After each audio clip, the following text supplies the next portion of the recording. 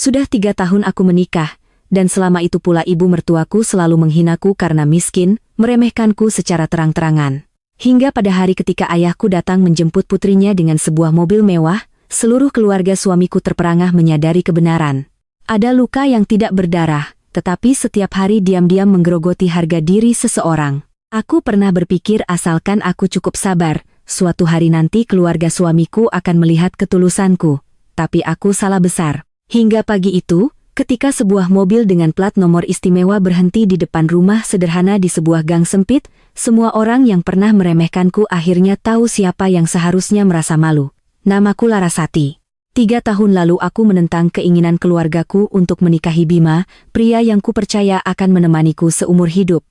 Waktu itu di depan gerbang rumahku, Bima menggenggam tanganku erat. "Laras, aku mungkin tidak kaya, tapi aku janji tidak akan membiarkanmu menderita. Hanya karena satu kalimat itu, aku rela mempertaruhkan segalanya." Aku menyembunyikan latar belakang keluargaku yang sebenarnya dari keluarga suamiku. Aku bilang orang tuaku hanyalah pengusaha biasa di Solo. Aku bilang keluargaku tidak berada. Bahkan untuk resepsi pernikahan, aku hanya meminta orang tuaku untuk menggelarnya secara sederhana. Aku ingin tahu, tanpaku ditopang oleh uang, apakah orang akan benar-benar tulus mencintaiku? Itulah keputusan terbodoh dalam hidupku. Tahun kemudian, brak, sepasang sumpit dihantamkan keras ke meja makan oleh ibu mertuaku. Aku terkejut. Nasi yang belum sempat kutelan terasa menyangkut di tenggorokan. Ibu Ratna melirikku dengan tatapan sedingin es, "Makan, makan. Kerjanya cuma makan saja." Aku tidak mengerti kenapa anakku bisa menikahi perempuan tidak berguna sepertinya. Aku menunduk. Di meja makan hari itu ada rendang, empal goreng, sup kepiting, dan sepiring udang rebus. Semua itu adalah masakan yang disiapkan ibu mertuaku untuk suami dan adik iparku. Di hadapanku hanya ada semangkuk kangkung rebus sisa kemarin yang sudah dingin. 3 tahun, setiap kali makan selalu seperti ini. Aku pernah berpikir akan terbiasa, tetapi ternyata manusia tidak akan pernah terbiasa dengan diremehkan. Aku meletakkan mangkukku perlahan. Lara sudah kenyang, adik iparku Maya tersenyum sinis. Makan cuma sedikit, tapi tiap bulan menghabiskan belasan juta uang kakakku. Pantas saja ibu benci. Aku mengangkat kepala 12 jutang cikciku setiap bulan. Sejak hari pertama menjadi menantu, ibu mertuaku berkata, "Sini, biar ibu yang simpan gajimu. Kita hidup bersama." Semua harus ikut bertanggung jawab, karena percaya aku menyerahkan semuanya. Setiap bulan beliau memberiku uang jajan persis 500.000 rupiah. Ingin membeli pembersih wajah saja harus meminta. Ingin membeli baju baru harus menjelaskan. Namun di depan semua orang beliau selalu bercerita bahwa aku tidak bisa menghasilkan uang hanya menumpang hidup. Yang paling menyakitkan adalah suamiku tidak pernah membantah. Dia hanya menunduk dalam diam. Keheningan itu lebih tajam dari hinaan manapun. "Mas Bima," aku menatap suamiku. "Apa Mas juga berpikir aku hanya menumpang?" Dia sedikit terkejut, belum sempat menjawab, ibu mertuaku sudah menyela. Dia bertanya hal yang benar. "Coba katakan apa benar dia tidak ada gunanya sama sekali?" Bima menghela napas pelan. "Sudahlah, Bu. Ayo makan." Lagi-lagi kalimat yang sama, tidak membela juga tidak menentang. Aku tersenyum pahit 3 tahun dan aku masih naif mengharapkan sesuatu. Selesai makan, mereka semua duduk menonton TV. Aku diam-diam mencuci piring. Air yang dingin membuat kedua tanganku memerah. Dari ruang keluarga terdengar gelak tawa mereka. Maya memamerkan tas tangan baru seharga lebih dari 40 juta yang dibelikan oleh pacarnya. Ibu mertuaku tertawa lebar. Anak perempuan ibu memang harus dapat suami kaya, tidak seperti sebagian orang. Beliau sengaja mengeraskan suaranya. Menikah tidak membawa sepeser pun. Aku meremas spons cuci piring, kuku menancap dalam ketelapak tangan. Selama 3 tahun aku tidak pernah mengeluh. Bukan karena aku lemah, tapi karena aku pikir asalkan aku hidup dengan baik, mereka akan berubah. Tapi ternyata kebaikan yang salah tempat hanya akan membuat orang lain berpikir kita mudah ditindas. Malam itu aku berbaring memunggungi suamiku. Dia bertanya pelan, "Kamu marah?" Aku tertawa kecil. "Menurutmu dia terdiam lama sekali?" "Laras, ibu sudah tua, sabarlah sedikit menghadapinya." Aku tertawa terbahak-bahak. Untuk pertama kalinya dalam 3 tahun, aku merasa kalimat itu begitu konyol. Jadi, karena sudah tua, ibu berhak menghinaku. Aku ini manusia, bukan pembantu. Bima mengerutkan kening. Pelankan suaramu, jangan membesar-besarkan masalah. Membesarkan masalah? Aku berbalik menatap matanya lekat-lekat. Apa Mas tahu bagaimana aku hidup selama 3 tahun ini? Aku tidak pernah bisa membeli satu gaun pun untuk diriku sendiri. Pulang kerja aku masih harus memasak, mencuci, membersihkan rumah, gajiku dipegang ibumu. Aku mau pakai 100.000 saja harus meminta. Tapi Mas tidak pernah bertanya. Mas tidak pernah membelaku. Di matamu, apa aku ini seorang istri? Ruangan itu hening. Lama sekali dia hanya mengucapkan satu kalimat, pikiranmu terlalu negatif. Hatiku terasa seperti ada sesuatu yang pecah berkeping-keping. 3 tahun kesabaran hanya dibalas dengan 4 kata. Pikiranmu terlalu negatif. Malam itu aku tidak bisa tidur. Aku membuka laci. Sebuah kotak kayu kecil masih ada di sana. Di dalamnya ada jam tangan hadiah dari ayah saat aku lulus kuliah. Waktu menikah, aku tidak membawa barang berharga apapun, hanya menyimpan jam tangan itu. Setiap kali rindu rumah, aku akan membukanya, memandangnya, lalu menyimpannya kembali. 3 tahun aku tidak pernah menelepon untuk mengeluh. Ayah dan ibu hanya tahu aku hidup sangat bahagia. Setiap kali menelepon, aku selalu tertawa. Ibu, tenang saja. Laras sehat. Di sini semua orang sayang sama Laras. Aku sudah berbohong selama 3 tahun. Bukan karena takut orang tuaku khawatir, tapi karena aku ingin membuktikan bahwa pilihanku benar. Tapi sekarang aku tidak punya kekuatan lagi untuk berbohong. Aku mengambil ponsel. Jemariku gemetar. Di kontak masih tersimpan nama yang akrab. Ayah, 3 tahun aku tidak pernah berinisiatif meneleponnya. Nada sambung berbunyi. Hanya 2 kali. Ujung telepon sana langsung diangkat. Laras. Hanya mendengar suara ayah, mataku sudah panas. Aku mencoba menggigit bibir, tapi air mata tetap mengalir. Ayah. Ujung telepon sana hening. Beliau tahu putrinya tidak pernah menangis di depan orang tua. Jika sudah menangis pasti sudah terlalu lama menanggung beban. Aku terisak. Ayah, Laras mau pulang. Di seberang telepon hanya terdengar helaan napas yang sangat pelan. Sesaat kemudian, suara ayah memberat. Baiklah, ayah akan menjemputmu. Ayah sendiri yang akan membawa putri ayah pulang. Mendengar itu, aku menangis sejadi-jadinya. Aku tidak tahu bahwa di ujung telepon sana, setelah menutup panggilan, ayahku langsung menunda semua jadwal rapatnya. Beliau menatap sekretaris lamanya dan hanya berkata satu kalimat, siapkan mobil. Hari ini saya akan menjemput putri saya. Dan sejak saat itu, 3 tahun kesabaranku resmi berakhir. Tapi aku tidak tahu, badai yang sesungguhnya baru saja akan dimulai. Aku menutup telepon. Kedua tanganku masih gemetar. Selama 3 tahun ini pertama kalinya aku merasa tidak sendirian. Aku duduk lama di tepi ranjang. Di luar ruang keluarga, tawa ibu mertua dan adik iparku masih terdengar. Mereka sedang membahas rencana pergi ke pusat perbelanjaan akhir pekan ini. Maya memamerkan pacar barunya yang berjanji akan membelikannya ponsel seharga lebih dari 30 juta. Ibu mertuaku tertawa keras. Anak ibu memang harus dapat suami kaya. Jangan bodoh seperti orang lain. Tawa itu menembus pintu menusuk langsung ke hatiku. Tapi anehnya kali ini aku tidak merasa sakit lagi. Mungkin karena ketika seseorang sudah memutuskan untuk pergi, semua kata-kata pedas tidak lagi punya bobot. Aku membuka lemari pakaian, isinya hanya beberapa setel pakaian kantor yang warnanya sudah pudar. 3 tahun aku pergi bekerja naik bus, berpakaian sederhana bukan karena tidak punya uang, tapi karena aku tidak pernah diizinkan menggunakan uangku sendiri. Pernah sekali perusahaan mengadakan pesta akhir tahun. Semua rekan kerja memakai gaun baru. Hanya aku yang memakai gaun yang sudah berumur 3 tahun. Seorang rekan kerja bertanya, Laras, kamu hemat sekali. Aku hanya tersenyum. Tidak ada yang tahu hari itu aku berdiri di depan sebuah butik selama hampir setengah jam lalu diam-diam berbalik pergi. Dengan uang 500.000 sebulan, bagaimana aku berani membeli? Aku menarik koper lamaku. Barang-barangku sangat sedikit, menyedihkan. Hanya dalam 15 menit semuanya sudah terkemas rapi. Memandang kamar yang pernah menjadi kamar pengantin kami, aku tiba-tiba teringat hari pertama masuk ke sini. Saat itu Bima memelukku. Ini akan menjadi rumah kita. Aku pernah percaya.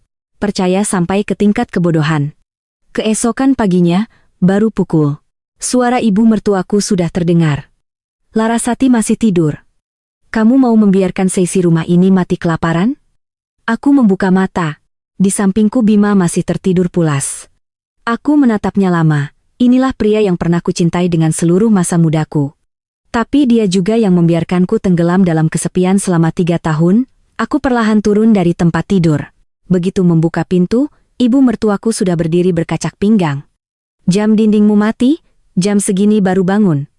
Menantu orang lain jam 5 pagi sudah bangun. "Kamu ini memang terbiasa hidup enak." Aku menatapnya dengan tenang. Hari ini Laras sedikit lelah. Matanya melotot. "Lelah? Kamu cuma kerja di kantor? Memangnya angkat semen atau semalam sibuk chatting dengan pria lain?"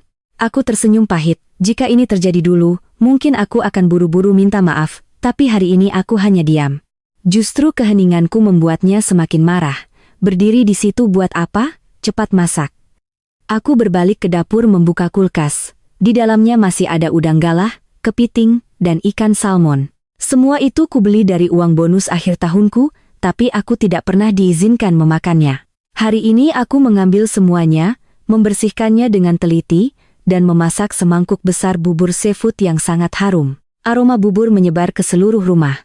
Maya keluar sambil menguah, "Wow, hari ini mewah sekali." Bima juga turun, menghirup aromanya. "Ini aroma bubur buatanmu." Tatapannya sejenak melembut.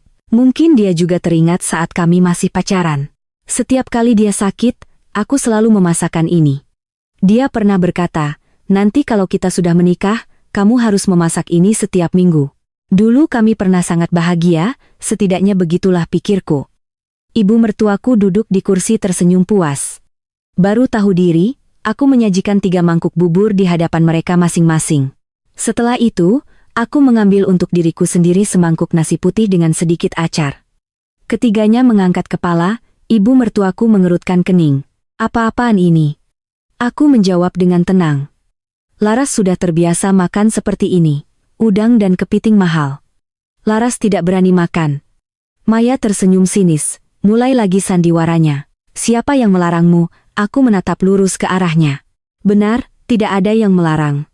Hanya saja selama 3 tahun aku tidak pernah diizinkan memakannya." Seluruh dapur mendadak hening. Bima meletakkan sendoknya. "Laras." Aku memotong. "Mas, makan saja, jangan sampai dingin." Untuk pertama kalinya, suasana di meja makan menjadi begitu berat. Sekitar pukul, aku kembali ke kamar untuk mengambil semua dokumen pribadiku, KTP, ijazah, BPJS, fotokopi kartu keluarga, semuanya sudah kusimpan rapi. Tepat saat itu ada yang mengetuk pintu. Itu Ibu Rina, tetangga seberang. Dia melihat koperku. "Mau dinas keluar kota Laras?" Aku tersenyum. "Saya mau pulang ke rumah." Ibu Rina menghela napas pelan. "Pulang untuk selamanya?" Aku terkejut. "Bagaimana ibu tahu?" Dia menatapku penuh simpati. "Laras, ibu sudah jadi tetanggamu selama 3 tahun, bukan ibu tidak tahu. Hanya saja tidak enak untuk ikut campur. Pernah sekali ibu melihatmu pingsan di dapur karena demam. Tapi ibu mertuamu masih menyuruhmu memasak." Aku terpaku. Ternyata bukan hanya aku yang tahu, para tetangga semua tahu. Hanya aku yang terus menipu diri sendiri bahwa semuanya belum seburuk itu. Ibu Rina menggenggam tanganku. "Pergilah, jangan kembali. Ada orang yang semakin kita sabari, mereka akan semakin menganggap kita lemah." Aku tersenyum. "Saya tahu, Bu." Pukul 10 kurang. Ponselku bergetar. Ayah sudah di ujung gang. "Turunlah." "Baik." Aku menarik koper dan membuka pintu kamar. Suara roda koper di lantai keramik membuat sesi rumah menoleh. Ibu mertuaku mengerutkan kening. "Mau apa kamu?" Aku menjawab dengan sangat tenang. "Laras mau pulang." Maya tertawa terbahak-bahak. "Pulang ke rumah miskin begitu? Pulang untuk apa? Atau sudah kehabisan uang?" Ibu mertuaku berkacak pinggang. "Kalau mau pergi silakan, tapi kembalikan semua biaya makan dan tinggal selama 3 tahun ini. Keluarga ini tidak memelihara orang gratisan." Aku menatapnya, sudut bibirku sedikit terangkat. 3 tahun gaji saya 12 juta sebulan. Totalnya lebih dari 0 juta. Saya tidak pernah memegang spacer pun. Kalau mau dihitung, mari kita hitung yang jelas. Wajah Ibu Ratna memucat sesaat, tapi dengan cepat dia berteriak, "Hei, uang itu kontribusimu. Kamu pikir tinggal di sini gratis?" Bima maju Laras. "Jangan bicara lagi. Duduklah kita bicara baik-baik." Aku menatapnya. Tatapanku tidak lagi menyisakan sedikit pun rasa cinta. Mas tahu selama 3 tahun yang paling aku tunggu adalah sekali saja Mas membelaku. Sekali saja. Tapi Mas tidak pernah melakukannya. Bima terpaku laras. Mulai sekarang tidak perlu lagi. Aku menarik koper dan berjalan lurus ke pintu. Tepat saat itu, bel pintu berbunyi. Ding dong. Seluruh rumah hening. Ibu mertuaku kesal. Siapa sih jam segini?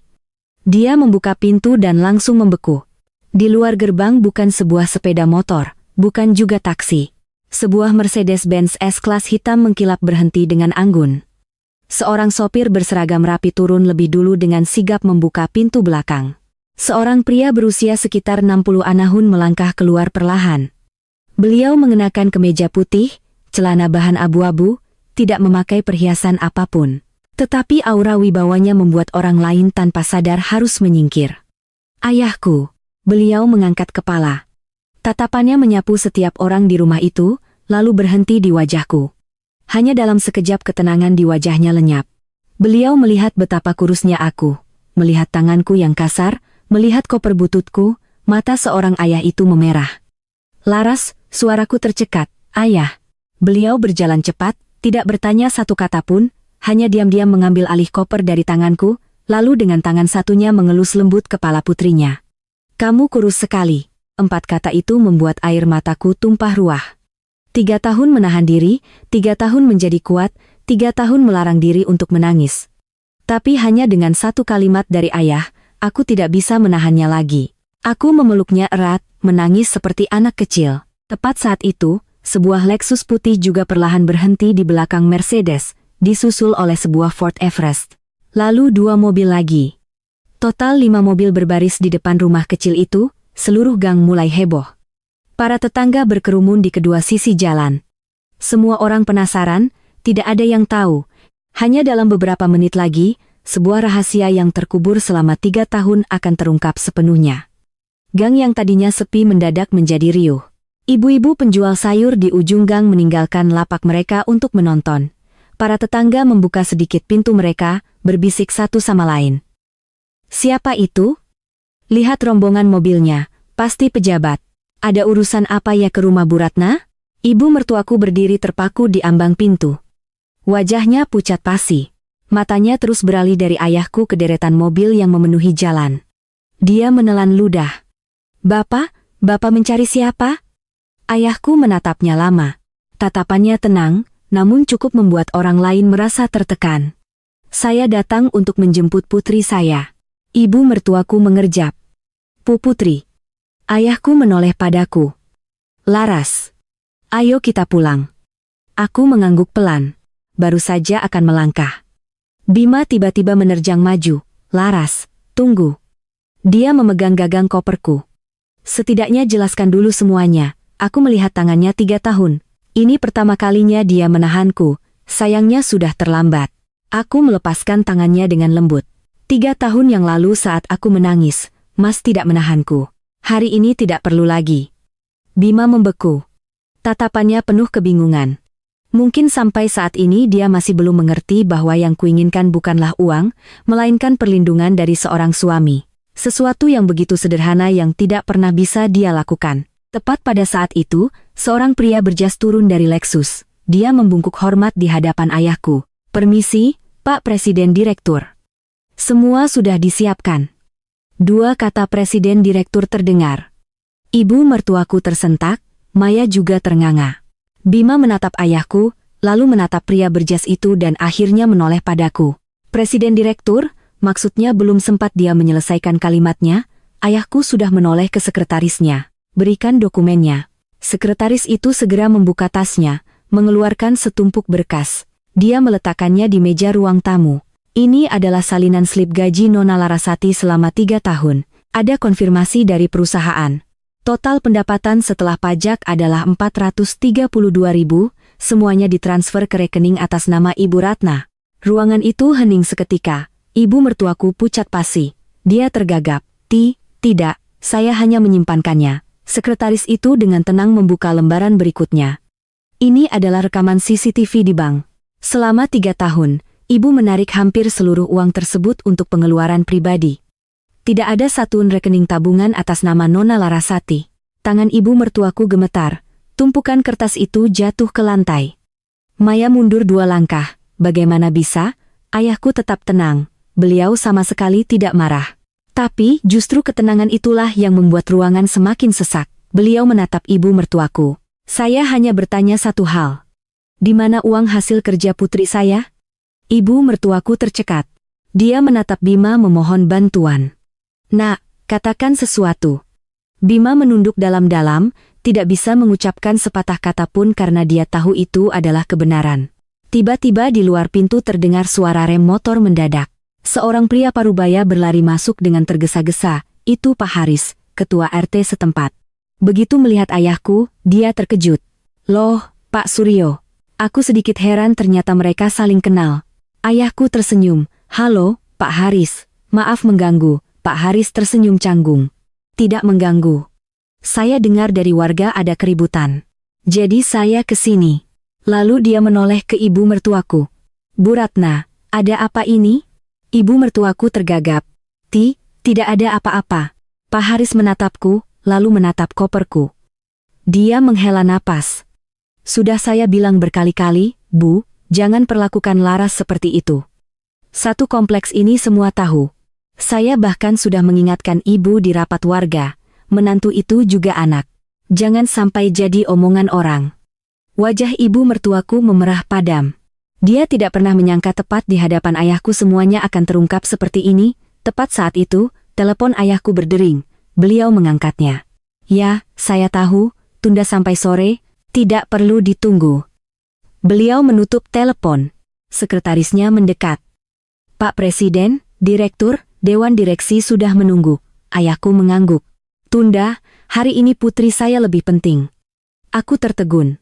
Sejak kecil, ayah adalah orang yang menganggap pekerjaan sebagai nyawanya.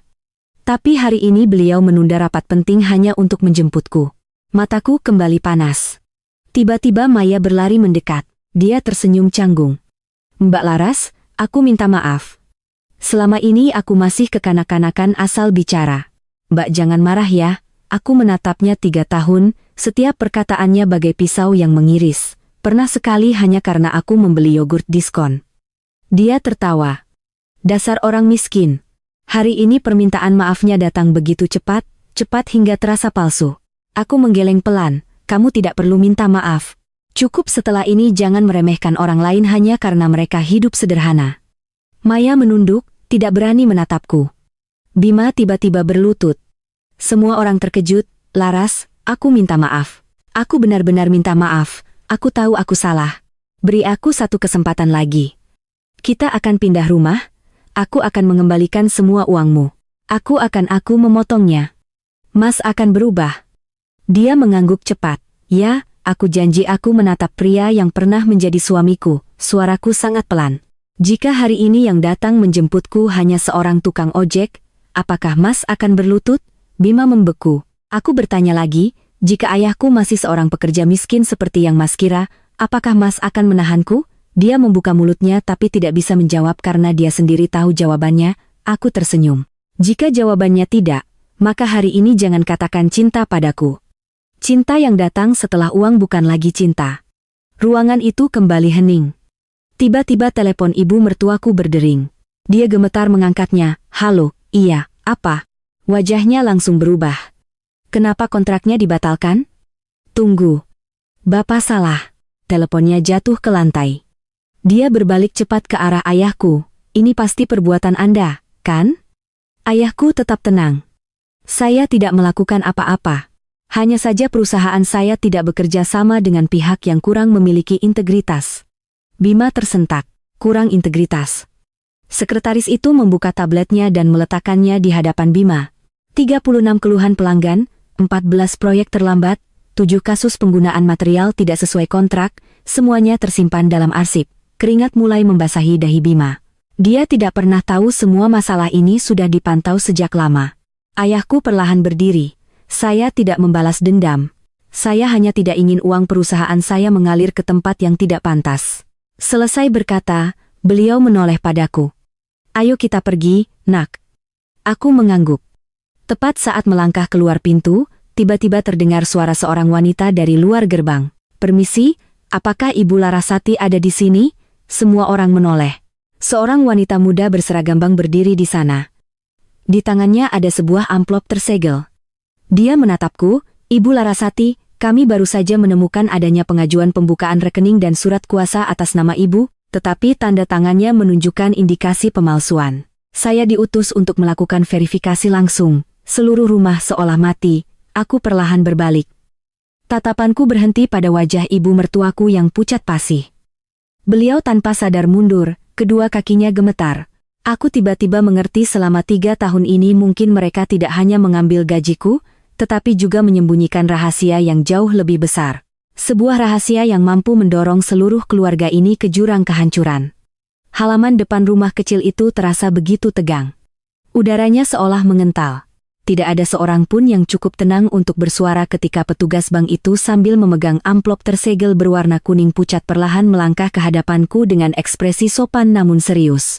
Sementara itu, ibu mertuaku berdiri terpaku. Kedua tangannya mencengkeram ujung bajunya hingga buku-buku jarinya memutih. Tatapan paniknya terus beralih dari Bima lalu ke ayahku. Seolah mencari jalan keluar dari masalah yang tidak pernah ia duga akan terungkap. Petugas bank itu sedikit membungkuk. "Mohon maaf, Ibu Larasati telah mengganggu, tetapi ini adalah prosedur wajib dari bank. Kami perlu Ibu mengonfirmasi beberapa dokumen terkait rekening dan profil kredit atas nama Ibu." Aku sedikit mengerutkan rekening. Saya tidak pernah membuka rekening lain selain rekening gaji. Wanita muda itu membuka amplop. Di dalamnya ada setumpuk berkas yang cukup tebal. Dia mengeluarkan lembar pertama. "Mohon Ibu periksa tanda tangan ini." Baru sekilas melihat, aku langsung menggeleng. Ini bukan tanda tangan saya, bahkan goresannya pun berbeda. Petugas itu mengangguk pelan, sesuai dugaan kami. Lalu dia meletakkan setumpuk kertas lain di atas meja. 3 bulan lalu, seseorang datang membawa salinan lengkap KTP, kartu keluarga, buku nikah, dan surat keterangan penghasilan ibu untuk membuka rekening baru sekaligus mengajukan pinjaman tanpa agunan senilai 800 juta. Aku sontak mengangkat kepala. 800 juta, suaraku nyaris tercekat. Saya tidak pernah meminjam uang, tidak pernah menandatangani surat apapun. Petugas itu menjawab dengan sangat tenang. "Kami tahu karena saat memeriksa berkas internal Departemen Manajemen Risiko kami menemukan tanda tangan yang mencurigakan. Terlebih lagi foto identifikasi biometrik dalam berkas tidak cocok sehingga pinjaman tersebut sudah ditangguhkan sebelum dana dicairkan." Belum sempat aku pulih dari keterkejutan. Dari belakang terdengar desahan napas penuh ketakutan dari Bima. Dia berbalik cepat ke arah ibunya. "Ibu katakan ada apa ini?" Ibu Ratna langsung menggeleng keras. Ibu tidak tahu. Ibu tidak tahu apa-apa." Suaranya bergetar hebat, tapi matanya tidak berani menatap siapapun. Ayahku masih berdiri diam, tidak mengucapkan sepatah kata pun. Namun, aku tahu beliau sedang mengamati. Beliau selalu seperti itu, semakin marah, semakin diam. Justru keheningan itulah yang paling menakutkan. Sekretaris yang berdiri di samping ayahku melangkah maju. Dia mengeluarkan satu bundel dokumen lain dari tasnya. "Pak Presiden Direktur, hasil investigasi awal juga baru saja kami terima." Ayahku mengangguk pelan. "Bacakan." Sekretaris itu membuka dokumen. Suaranya datar. Orang yang datang langsung ke bank menggunakan surat kuasa yang diduga palsu. Ditemani oleh seorang pria berusia sekitar 30 tahun. Rekaman kamera menunjukkan orang ini beberapa kali terlihat bersama Mas Bima di perusahaan konstruksi Minfat. Bima tersentak. "Tidak mungkin. Aku sama sekali tidak." Dia tiba-tiba berhenti. Ekspresinya berubah. Mungkin dia baru teringat sesuatu. Dia menoleh ke ibunya. "Ibu apa? Apa itu Hendra?" Wajah Ibu Ratna pucat pasi dan dia mundur selangkah. Bukan dia. Tapi hanya dengan melihat reaksinya, aku sudah mengerti. Hendra itu adalah sepupu ibu mertuaku yang bekerja sebagai akuntan di perusahaan keluarga mereka. Selama 3 tahun ini, dia sering keluar masuk rumahku, selalu bersikap ramah. Pernah sekali dia menawarkan bantuan untuk memfotokopi dokumenku dengan alasan untuk melengkapi data asuransi. Saat itu aku tidak curiga sama sekali. Aku bahkan berterima kasih padanya. Tidak disangka, sejak saat itulah salinan dokumen-dokumenku disalahgunakan. Hawa dingin menjalar di punggungku. Jika hari ini pihak bank tidak mengetahuinya, jika pinjaman itu dicairkan, maka orang yang akan menanggung utang 800 juta itu adalah aku. Aku berbalik menatap ibu mertuaku untuk pertama kalinya dalam 3 tahun. Aku merasa wanita di hadapanku ini bukan lagi sekadar kejam, tapi menakutkan. Dia tidak hanya ingin mengendalikan hidupku, dia juga berniat memanfaatkan namaku untuk meminjam uang. Jika rencananya berhasil, saat semuanya terbongkar, akulah yang akan menanggung utang. Akulah yang harus membayar bunga. Mungkin itulah alasan sebenarnya dia tidak pernah ingin aku meninggalkan rumah ini. Karena selama aku masih di sini, semua dokumenku bisa dimanfaatkan. Aku menarik napas dalam-dalam, menatap lurus ke arahnya. Laras mau tanya, Bu, selama 3 tahun ini, di mata ibu, Laras ini menantu atau hanya alat untuk mencari uang? Ibu Ratna membuka mulut, tapi tenggorokannya seolah tercekat, tidak mampu mengeluarkan suara. Tepat saat itu, sebuah mobil SUV berhenti mendadak di ujung gang. Seorang pria berperut buncit dengan kemeja putih berpeluh, berlari masuk dengan tergesa-gesa. Begitu melihatnya, raut wajah ibu mertuaku langsung berubah. Hendra. Orang yang baru datang itu adalah Hendra, sepupunya sekaligus akuntan perusahaan. Dia berlari sambil terengah-engah. Kagawat. Polisi ekonomi datang ke kantor. Mereka minta semua pembukuan disita. Suasana membeku. Bima membelalakan matanya. Apa? Polisi. Hendra menoleh dan saat melihat ayahku beserta sekretarisnya berdiri di sana, wajahnya langsung pucat pasi. Tas dokumen di tangannya jatuh ke lantai. Setumpuk kertas berhamburan. Salah satunya melayang tepat ke kakiku. Aku membungkuk untuk mengambilnya. Hanya dengan melihat baris pertama, jantungku serasa berhenti berdetak. Itu adalah sebuah akta pengalihan saham. Pihak yang mengalihkan tertulis jelas. Larasati, pihak penerima Hendra. Harga pengalihan 100 juta. Sementara di bagian bawah nilai real saham tersebut ditaksir lebih dari 2 miliar. Aku terpanah.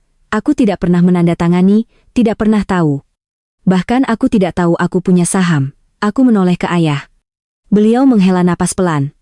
Laras, kamu lupa. 2 tahun lalu saat ulang tahunmu, ayah mentransfer 5% saham perusahaan desain interior Anugerah Sejati untukmu. Aku terdiam. Benar. Aku ingat sekarang. Waktu itu aku sedang marah pada ayah karena menentang pernikahanku. Beliau hanya mengirim pesan singkat. Hadiah ulang tahunmu sudah ayah kirim. Aku tidak peduli untuk membuka email, apalagi menandatangani konfirmasi. Kukira itu hanya hadiah biasa. Tidak kusangka itu adalah saham perusahaan. Dan yang lebih tidak kuangka, ada orang yang berniat memalsukan tanda tanganku untuk merebutnya. Ayahku menatap Hendra, suaranya memberat. Besar sekali nyalimu, menyentuh aset putriku. Hendra langsung berlutut, Pak Suryo, saya hanya disuruh. Dia langsung terdiam, tapi sudah terlambat. Semua orang sudah mengerti. Disuruh siapa? Tanya ayahku. Suaranya tidak keras, tapi setiap katanya terasa berat seperti batu. Hendra menunduk dalam keringat bercucuran. Dia tidak berani bicara. Tepat saat itu, suara seorang wanita gemetar terdengar dari belakang. Saya. Ibu mertuaku perlahan melangkah maju. Kedua kakinya lemas, dia menatap ayahku lalu menatapku. Matanya memerah, saya yang menyuruhnya. Bisik-bisik langsung terdengar di seluruh gang. Para tetangga saling pandang tidak percaya, bahkan Bima pun terpaku.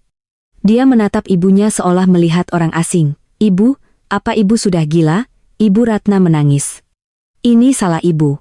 Perusahaan kekurangan modal, bank tidak mau memberi pinjaman. Hendra bilang pinjam nama Laras saja nanti kita kembalikan. Ibu tidak menyangka akan jadi sebesar ini. Aku tertawa, tawa yang getir sampai ke lubuk hati. 3 tahun kesabaranku tidak hanya dibalas dengan nasi dingin, tidak hanya dengan hinaan, tapi juga nyaris menjadi penanggung utang raksasa dan nyaris dirampok asetku sendiri. Tepat pada saat itu di ujung gang, suara sirine mobil patroli terdengar semakin jelas. 3 mobil dinas berwarna biru perlahan masuk, pintu mobil terbuka. Beberapa petugas berseragam turun, seorang petugas berjalan lurus ke arah ayahku. Dia memberi hormat, selamat siang, Pak Suryo, kami sudah menerima laporan lengkap, mohon izin untuk memulai proses. Aku melihat ibu mertuaku, beliau ambruk di tengah halaman.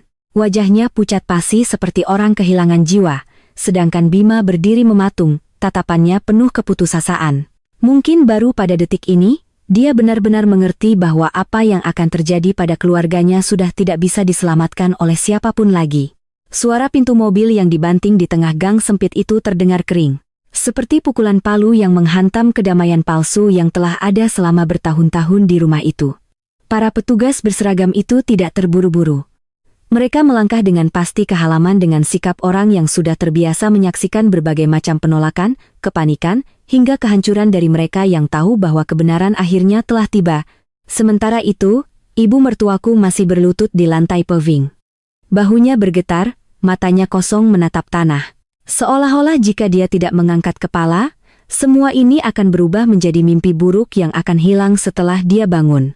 Petugas yang memimpin membuka map dokumennya dengan Ibu Ratna. Beliau mengangguk lemah, suaranya hampir tak terdengar. Kami menerima laporan beserta dokumen terkait dugaan pemalsuan berkas, penggunaan data pribadi orang lain untuk transaksi keuangan, dan pengalihan aset secara ilegal. Kami juga menemukan beberapa kejanggalan dalam aktivitas akuntansi perusahaan Mingfat. Oleh karena itu, kami perlu mengundang ibu dan pihak terkait untuk dimintai keterangan. Bima terhuyung, dia menoleh ke petugas. Pak, saya tidak tahu apa-apa. Petugas itu menatapnya dengan sangat tenang. Anda tahu atau tidak, akan kami verifikasi nanti. Saat ini kami bekerja berdasarkan bukti. Tiba-tiba Hendra menerjang maju dan mencengkeram lengan ibu mertuaku.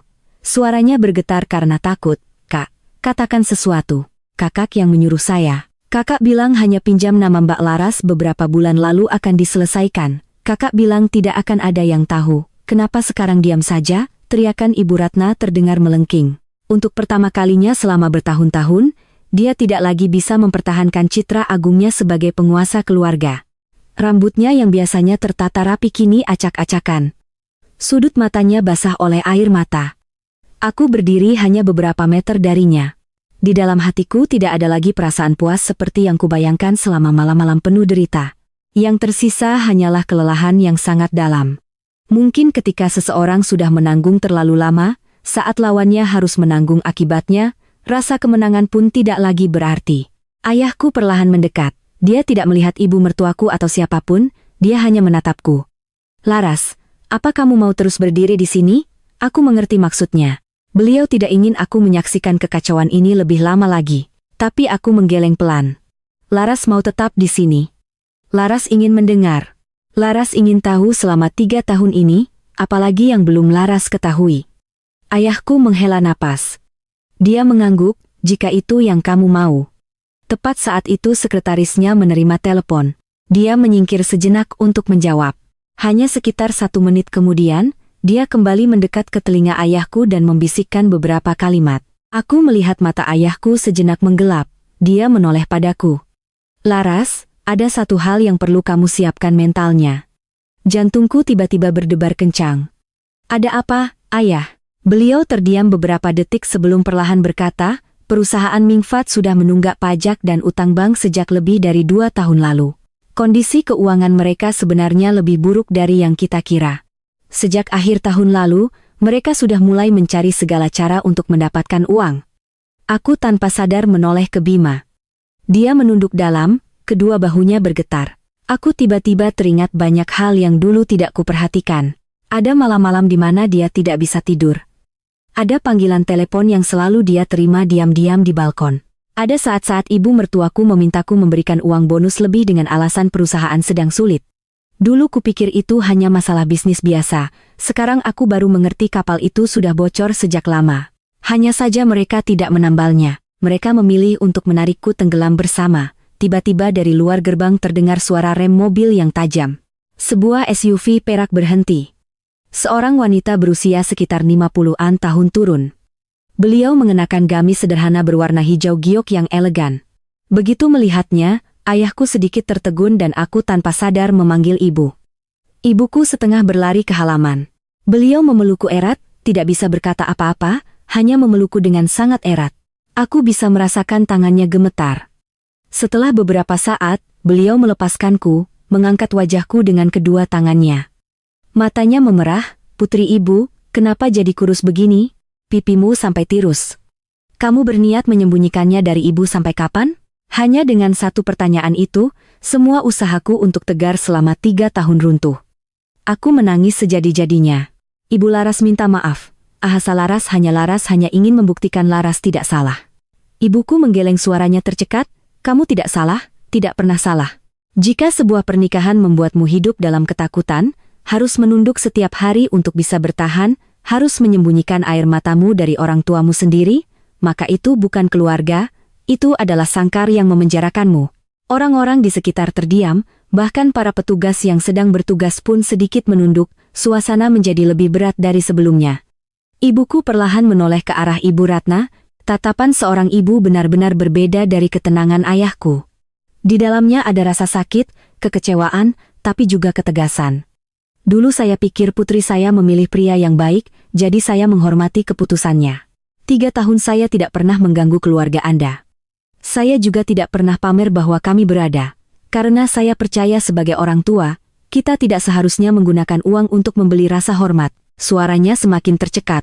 Tapi saya tidak menyangka yang Anda butuhkan bukanlah seorang menantu, melainkan seseorang untuk melampiaskan semua ketidakpuasan Anda dan untuk dimanfaatkan. Ibu Ratna menangis terseduh-seduh.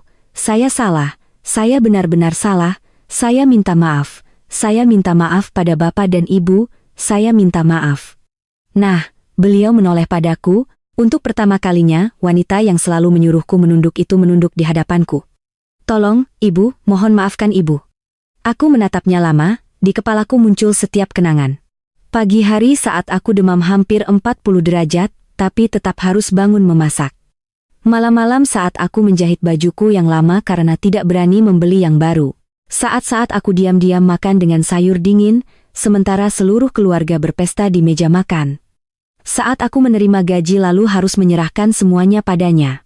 Saat aku menangis di kamar mandi agar tidak ada yang melihat. 3 tahun lebih dari 1000 hari tidak bisa hilang hanya karena satu kata maaf. Aku menarik napas dalam-dalam. Suaraku tenang. Laras tidak membenci ibu lagi, tapi Laras juga tidak bisa memaafkan. Memaafkan adalah hak hati, tapi kenangan tidak bisa dihapus oleh siapapun. Ibu Ratna ambruk ke lantai, kedua tangannya menutupi wajahnya, menangis tanpa suara. Tepat saat itu, telepon ayahku berdering lagi. Beliau melihat layar dan sedikit mengerutkan kening. Setelah berbicara beberapa puluh detik, beliau menoleh ke sekretarisnya dan menyuruh mereka membawa orang itu ke sini. Aku heran siapa? Ayah. Ayahku menatapku, suaranya perlahan. Ada seseorang yang selama 3 tahun ini diam-diam membantumu. Meskipun kamu tidak pernah tahu, belum sempat aku bertanya lebih lanjut. Dari ujung gang muncul seorang wanita yang kukenal. Berjalan perlahan masuk. Di tangannya ada sebuah kotak kardus tua. Tatapannya penuh haru sekaligus rasa bersalah. Dan aku terpanah saat menyadari itu adalah Ibu Rina, tetangga seberangku. Tetapi yang membuat semua orang lebih terkejut bukanlah kemunculannya, melainkan kalimat pertama yang dia ucapkan setelah melihatku. Laras, akhirnya ibu bisa mengembalikan ini padamu. Sesuatu yang ibu simpan selama 3 tahun sesuai pesan ayahmu. Semua mata tertuju pada kotak kardus tua di tangan Ibu Rina. Kotak itu sudah menguning dimakan waktu. Ujung-ujungnya sedikit usang karena sering dipegang, tetapi masih diikat rapi dengan seutas tali rapia biru yang sudah pudar. Sementara Ibu Rina berdiri di tengah halaman, menarik napas dalam-dalam, seolah mengumpulkan segenap keberanian untuk menunaikan janji yang telah ia pegang selama 3 tahun. Aku masih belum pulih dari keterkejutan karena tak pernah kusangka tetangga yang sesekali kuajak bicara di balik pagar ternyata punya hubungan dengan orang tuaku. Aku menatapnya. Ibu bilang, menyan sesuatu untuk saya? Ibu Rina mengangguk pelan. Benar, tapi sebelum membuka kotak ini, ibu ingin minta maaf padamu. Aku menggeleng pelan. Kenapa ibu minta maaf? Matanya memerah. Karena sudah berkali-kali ibu ingin menceritakan semuanya, ingin menarikmu keluar dari rumah ini. Tapi ibu sudah berjanji pada ayahmu. Jika kamu belum memutuskan sendiri, ibu tidak boleh ikut campur. Ibuku menggenggam tanganku, tangannya masih dingin. Ayahku perlahan angkat bicara. Laras, ayah tahu kamu akan menyalahkan ayah, tapi hari ini ayah ingin menceritakan semuanya. Aku menoleh ke ayah, beliau berdiri tegak, wajahnya masih setenang biasanya, tapi kerutan di matanya tampak jauh lebih banyak dari yang pernah kuperhatikan sebelumnya.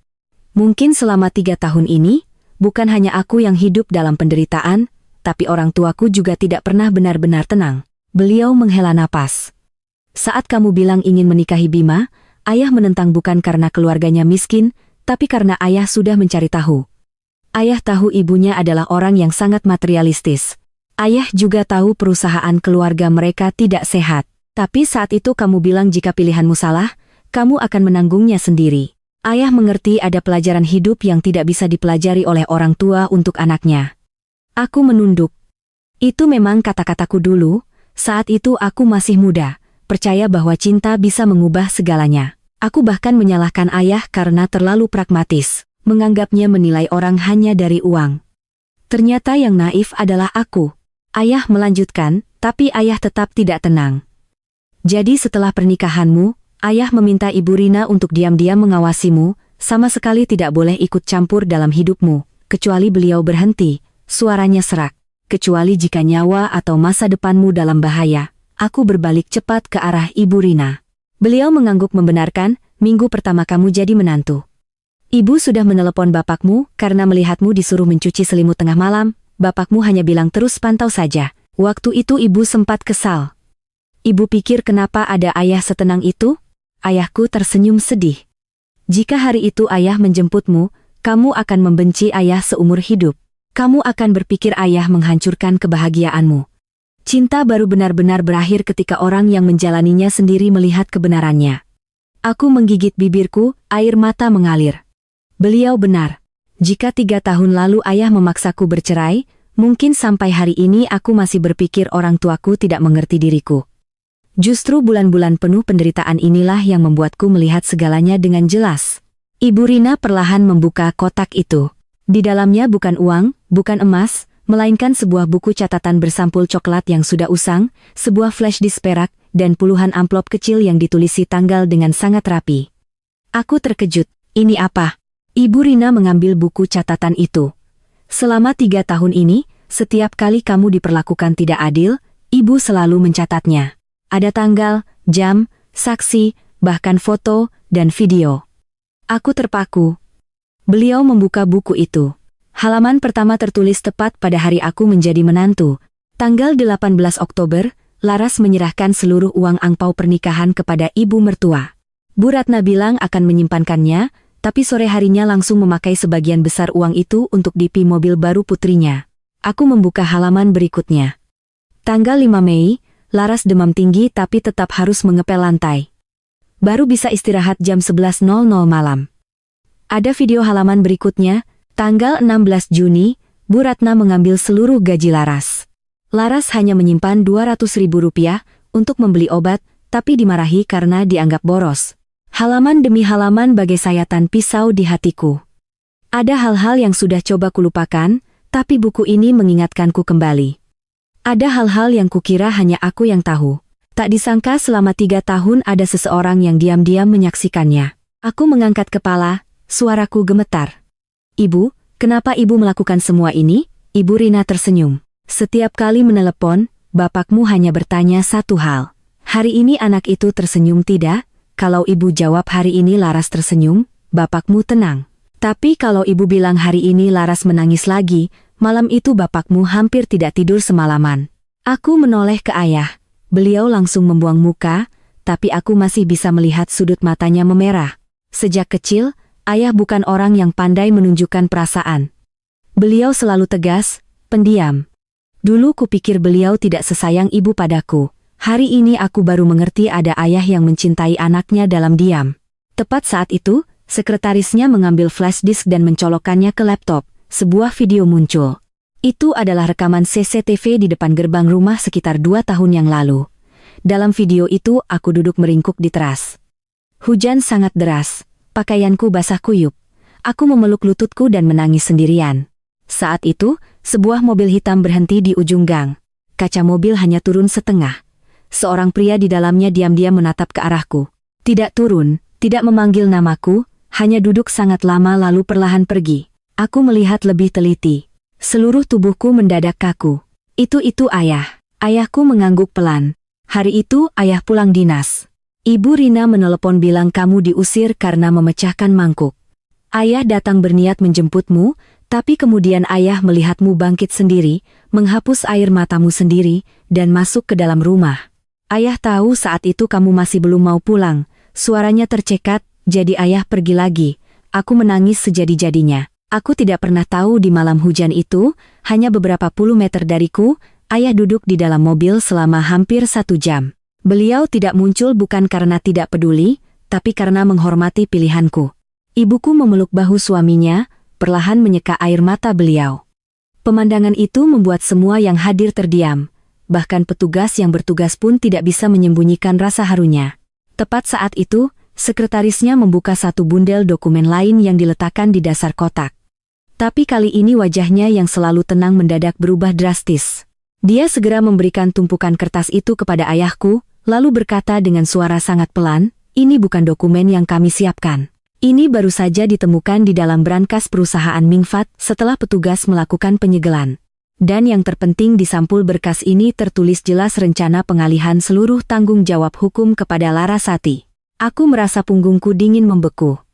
Jika apa yang baru saja kutahui sudah cukup kejam, maka mungkin rahasia yang sebenarnya jauh lebih mengerikan. Aku berdiri terpaku menatap bundel berkas abu-abu di tangan ayah. Rasanya semua udara di gang ini menjadi begitu pekat hingga setiap tarikan napas terasa berat. Hanya dengan membaca tulisan tebal di sampulnya. Rencana pengalihan seluruh tanggung jawab hukum kepada Larasati. Aku mengerti bahwa selama 3 tahun ini yang kuhadapi bukan hanya perlakuan dingin dari keluarga mertua yang otoriter. Bukan hanya hinaan atau makan malam berurai air mata, melainkan sebuah jebakan yang disiapkan dengan sangat teliti yang diam-diam menjeratku setiap hari hingga pada saat yang tepat akan menjadikanku kambing hitam atas semua kesalahan yang mereka perbuat. Ayahku tidak langsung membuka berkas itu. Beliau menoleh kepada petugas yang menangani kasus ini. "Dokumen ini apa sudah kalian periksa?" Petugas itu mengangguk. "Kami baru memeriksa secara sekilas. Di dalamnya banyak dokumen penting. Ada indikasi bahwa rencana ini sudah disiapkan sejak hampir 2 tahun lalu, 2 tahun bisikku. Itu juga saat di mana perusahaan Mingfat mulai goyah. Ternyata saat perusahaan mereka mengalami kesulitan, hal pertama yang mereka pikirkan bukanlah cara menyelamatkan bisnis, melainkan mencari seseorang untuk dikambing hitamkan. Dan orang itu adalah aku." Ayah perlahan membuka berkas itu. Isinya dibagi menjadi beberapa map kecil, diberi nomor dengan sangat hati-hati, menunjukkan bahwa perancangnya tidak bertindak gegabah, melainkan telah merencanakan setiap langkahnya dalam waktu yang sangat lama. Sekretarisnya memakai sarung tangan tipis dan dengan hati-hati membalik setiap halaman. Dokumen pertama yang muncul adalah struktur organisasi perusahaan Mingfat, namaku ditulis dengan tinta merah. Di sebelahnya ada serangkaian panah yang menghubungkan ke posisi seperti akuntan, departemen keuangan, departemen tender, dan direktur utama. Aku terpanah. "Kenapa? Kenapa nama Laras ada di sini?" Sekretaris itu terus membalik ke halaman berikutnya. Itu adalah sebuah rencana yang diketik rapi. Di bagian atas tertulis opsi rencana nomor 3, pengalihan seluruh tanggung jawab keuangan kepada perwakilan baru. Di bawahnya sebuah kalimat membuat semua orang membeku, objek yang sesuai. Larasati lulusan S1 Ekonomi. Belum pernah terlibat dalam manajemen perusahaan. Mudah dikendalikan, tidak punya pengalaman hukum, dapat menandatangani dokumen dengan alasan membantu suami. Ibuku memeluk lenganku erat. Aku bisa merasakan tangannya bergetar karena marah. Ayahku memejamkan mata sejenak, tapi aku tahu beliau sedang menahan amarah. Sekretaris itu terus membaca. Tahap 1 melibatkan Larasati dalam penandatanganan beberapa dokumen internal untuk menciptakan kebiasaan. Tahap 2, menggalihkan status perwakilan pada beberapa kontrak. Tahap 3, ketika perusahaan tidak mampu membayar utang menjadikan Larasati sebagai penanggung jawab pada berkas-berkas terkait. Jika timbul tanggung jawab pidana atau perdata, seluruh berkas akan menunjukkan Larasati sebagai pihak yang bertanggung jawab langsung. Kertas di tangan sekretaris itu bergetar pelan, bukan karena angin, tapi karena dia sendiri tidak bisa menahan emosinya. Seluruh gang hening. Tidak ada lagi yang berbisik, tidak ada lagi yang penasaran. Semua orang hanya menatapku dengan iba. Aku tersenyum sangat tipis, tapi aku sendiri tidak tahu apa yang ku tertawakan. Mungkin karena akhirnya aku mengerti kenapa selama 2 tahun terakhir ibu mertuaku terus memaksaku berhenti dari pekerjaanku di biro desain untuk pindah menjadi akuntan di perusahaan keluarga. Pernah beliau berkata, "Kerja untuk orang lain apa gunanya? Bantu suamimu itu baru menantu yang baik." Aku menolak karena aku mencintai pekerjaanku. Hari itu beliau marah selama seminggu penuh. Dulu kupikir beliau hanya ingin menantunya bekerja untuk keluarga. Tak disangka. Jika hari itu aku setuju, mungkin sekarang aku benar-benar sudah menjadi kambing hitam. Bima berdiri mematung. Dia melihat lembar demi lembar kertas itu lalu menoleh ke ibunya. Suaranya serak. Ibu, ibu tahu soal ini? Ibu Ratna menangis terseduh. Ibu hanya berpikir, kalau perusahaan bangkrut, kita semua akan kehilangan segalanya. Asal Laras yang tanda tangan nanti kita akan urus dia. Bima berteriak, urus bagaimana? Ibu mau membiarkan dia masuk penjara. Teriakan itu membuat semua orang terkejut. Itu pertama kalinya selama 3 tahun aku melihatnya membentak ibunya, tapi itu tidak ada artinya lagi. Semua sudah terlambat. Tepat saat itu, petugas mengeluarkan sebuah flash disk hitam dari dalam berkas. Di dalam berkas juga ada data digital, akan kami buka di sini. Flash disk itu dicolokkan ke laptop. Sebuah folder muncul. Di dalamnya ada puluhan file rekaman suara. File pertama diputar, hanya beberapa detik. Suara ibu mertuaku terdengar sangat jelas, harus cepat dilakukan sebelum si Laras curiga. Suara seorang pria menjawab, itu suara Hendra. Tapi Bima belum setuju. Dia tidak perlu tahu laki-laki hati lembut begitu bisa apa. Suruh saja anak itu tanda tangan beberapa kertas, selesai. Nanti kalau perusahaan ada masalah, semua tanggung jawab pindah ke dia. Setiap kata bagai pukulan palu yang menghantam. Bima mundur beberapa langkah. Dia menggeleng-gelengkan kepala. Tidak mungkin, Ibu. Katakan ini tidak benar, Bu. Ibu Ratna tidak menjawab. Beliau hanya menutupi wajahnya dan menangis. Keheningan itu adalah pengakuan yang paling jelas. Tepat saat semua orang masih terkejut, petugas teknis tiba-tiba terpaku di depan layar laptop. Dia memperbesar sebuah folder yang diberi nama sederhana cadangan lalu menoleh ke rekannya dengan ekspresi ragu. Karena di dalam folder itu bukan dokumen akuntansi, melainkan ratusan klip video yang direkam dari kamera tersembunyi di ruang kerja Hendra. Dan yang membuat semua orang lebih terkejut, banyak rekaman yang menunjukkan kehadiran seorang pria berambut uban, berpakaian necis yang belum pernah muncul di rumah ini, tetapi selalu dipanggil Pak Wijaya oleh ibu mertua dan Hendra dengan sikap sangat hormat. Petugas itu memutar salah satu video. Gambar muncul. Pak Wijaya duduk di belakang meja kerja, perlahan menghisap rokoknya, lalu berkata dengan dingin, pion itu harus tahu kapan waktunya berkorban. Anak itu tidak tahu latar belakangnya yang sebenarnya. Biarkan saja dia tanda tangan.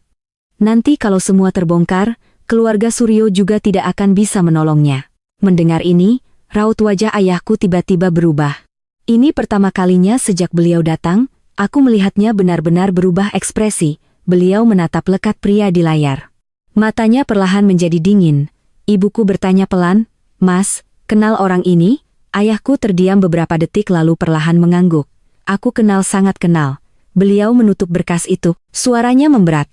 Sepertinya kita baru saja menemukan dalang di balik semua ini. Dan jika benar itu dia, maka ini bukan lagi sekadar konflik keluarga. Aku menatap wajah ayah. Firasat buruk tiba-tiba muncul dengan kuat. Aku merasa pernikahan 3 tahunku ini sejak awal sudah diperhitungkan oleh seseorang sebagai sebuah bidak catur dalam rencana yang jauh lebih besar. Saat ayahku berkata, ini bukan lagi sekadar konflik keluarga, seluruh halaman seolah jatuh ke dalam keheningan yang berat. Karena selama ini dalam benak semua orang, cerita ini hanya tentang seorang menantu yang ditindas, sebuah pernikahan yang gagal, dan uang yang dirampas. Tapi tatapan ayahku saat itu memberitahuku bahwa di balik apa yang baru saja terungkap ada lapisan rahasia yang lebih dalam, lebih besar, dan jauh lebih berbahaya. Sampai-sampai beliau, seorang yang sudah makan asam garam dunia bisnis, tidak bisa lagi mempertahankan ketenangannya. Petugas yang memimpin investigasi menatap ayahku, Pak Suryo, jika Bapak mengenal orang ini, mohon kerja samanya. Ayahku mengangguk pelan. Saya akan bekerja sama. Tapi sebelumnya saya ingin memastikan satu hal. Beliau menoleh ke sekretarisnya. Keluarkan berkas lama. Sekretaris itu segera membuka tas yang selalu dibawanya, mengeluarkan sebuah map dokumen yang sudah menguning. Di sudut kanan atas sampulnya tertera tahun berdirinya Grup Anugrah Sejati lebih dari 20 tahun yang lalu. Ini membuktikan bahwa dokumen ini sudah disimpan sejak lama. Bukan baru disiapkan untuk hari ini. Aku menatap ayah dengan bingung. Itu apa? Iya. Beliau menatapku. Tatapannya penuh kasih sekaligus penyesalan. Ini utang ayah. Aku belum mengerti. Beliau sudah membuka map. Halaman pertama adalah sebuah foto grup. Sekelompok pria berkemeja putih berdiri di depan sebuah proyek konstruksi. Aku tidak mengenali siapapun, tapi ayah menunjuk seorang pria muda di baris kedua. Itu dia Wijaya. Aku terkejut. Pria di foto itu jauh lebih muda dari yang muncul di video, tapi sorot matanya yang tajam sama sekali tidak bisa salah. Ayahku perlahan bercerita. Lebih dari 20 tahun yang lalu, ayah dan Wijaya adalah teman. Kami merintis usaha bersama, modal bersama, membangun perusahaan pertama kami bersama. Ibuku menghela napas pelan. Beliau tahu cerita ini, tapi aku belum pernah mendengarnya. Ayah melanjutkan. Waktu itu Anugerah Sejati belum jadi grup besar, hanya sebuah bengkel furnitur kecil. Wijaya sangat pintar, otaknya cepat, koneksinya luas, tapi dia selalu ingin mencari uang dengan segala cara. Sementara ayah ingin bisnis yang jujur. Setelah beberapa kali berselisih, kami berpisah jalan. Petugas bertanya, lalu kenapa dia menargetkan keluarga bapak? Ayahku terdiam sejenak lalu tersenyum pahit karena dia pikir aku telah merebut masa depannya. Sekretarisnya menyambung. Setelah berpisah, Pak Wijaya mendirikan perusahaannya sendiri. 3 tahun pertama berkembang pesat, tapi setelah itu terus-menerus terlibat masalah. Banyak mitra yang memutus kerjasama, utang di bank, utang ke pemasok, reputasinya hancur. Sejak itu, dia selalu mencari cara untuk bersaing secara tidak sehat dengan Anugerah Sejati. Aku menyimak dengan saksama, sebuah pikiran terlintas. Kalau begitu, kenapa dia memilih Laras? Ayahku menatapku sangat lama. Lalu perlahan menjawab, karena kamu adalah satu-satunya kelemahan ayah. Kalimat itu membuat hatiku perih. Selama ini aku selalu berpikir aku berusaha hidup mandiri agar orang tuaku tenang. Tak disangka kemandirianku justru menjadi celah bagi orang lain untuk memanfaatkanku. Tepat saat itu, petugas teknis memutar video lain dari folder cadangan. Rekaman itu dibuat hampir 3 tahun lalu, tepat saat aku akan menikah. Dan yang muncul di layar bukan hanya Wijaya dan Hendra, tapi juga seorang pria berjas abu-abu, direktur keuangan perusahaan Mingfat. Suara dalam video terdengar jelas, anak itu bersikeras tidak mau memakai uang keluarganya. Itu kesempatan. Suara Hendra, tapi kalau dia tahu bagaimana? Wijaya tertawa dingin. Orang yang sedang jatuh cinta tidak akan tahu. Tugas kalian adalah membuatnya percaya dia punya keluarga yang bahagia. Setelah menikah, pelan-pelan isolasi dia. Jangan biarkan dia banyak berkomunikasi dengan orang tuanya. Jangan biarkan dia pegang uang. Jangan biarkan dia tahu kondisi perusahaan. Saat dibutuhkan, dia yang akan tanda tangan. Kalaupun tidak, dia juga yang akan menanggung akibatnya. Setiap kata yang terdengar di halaman itu membuatku merasa dingin membeku, karena apa yang dikatakannya terjadi hampir persis selama 3 tahun terakhir.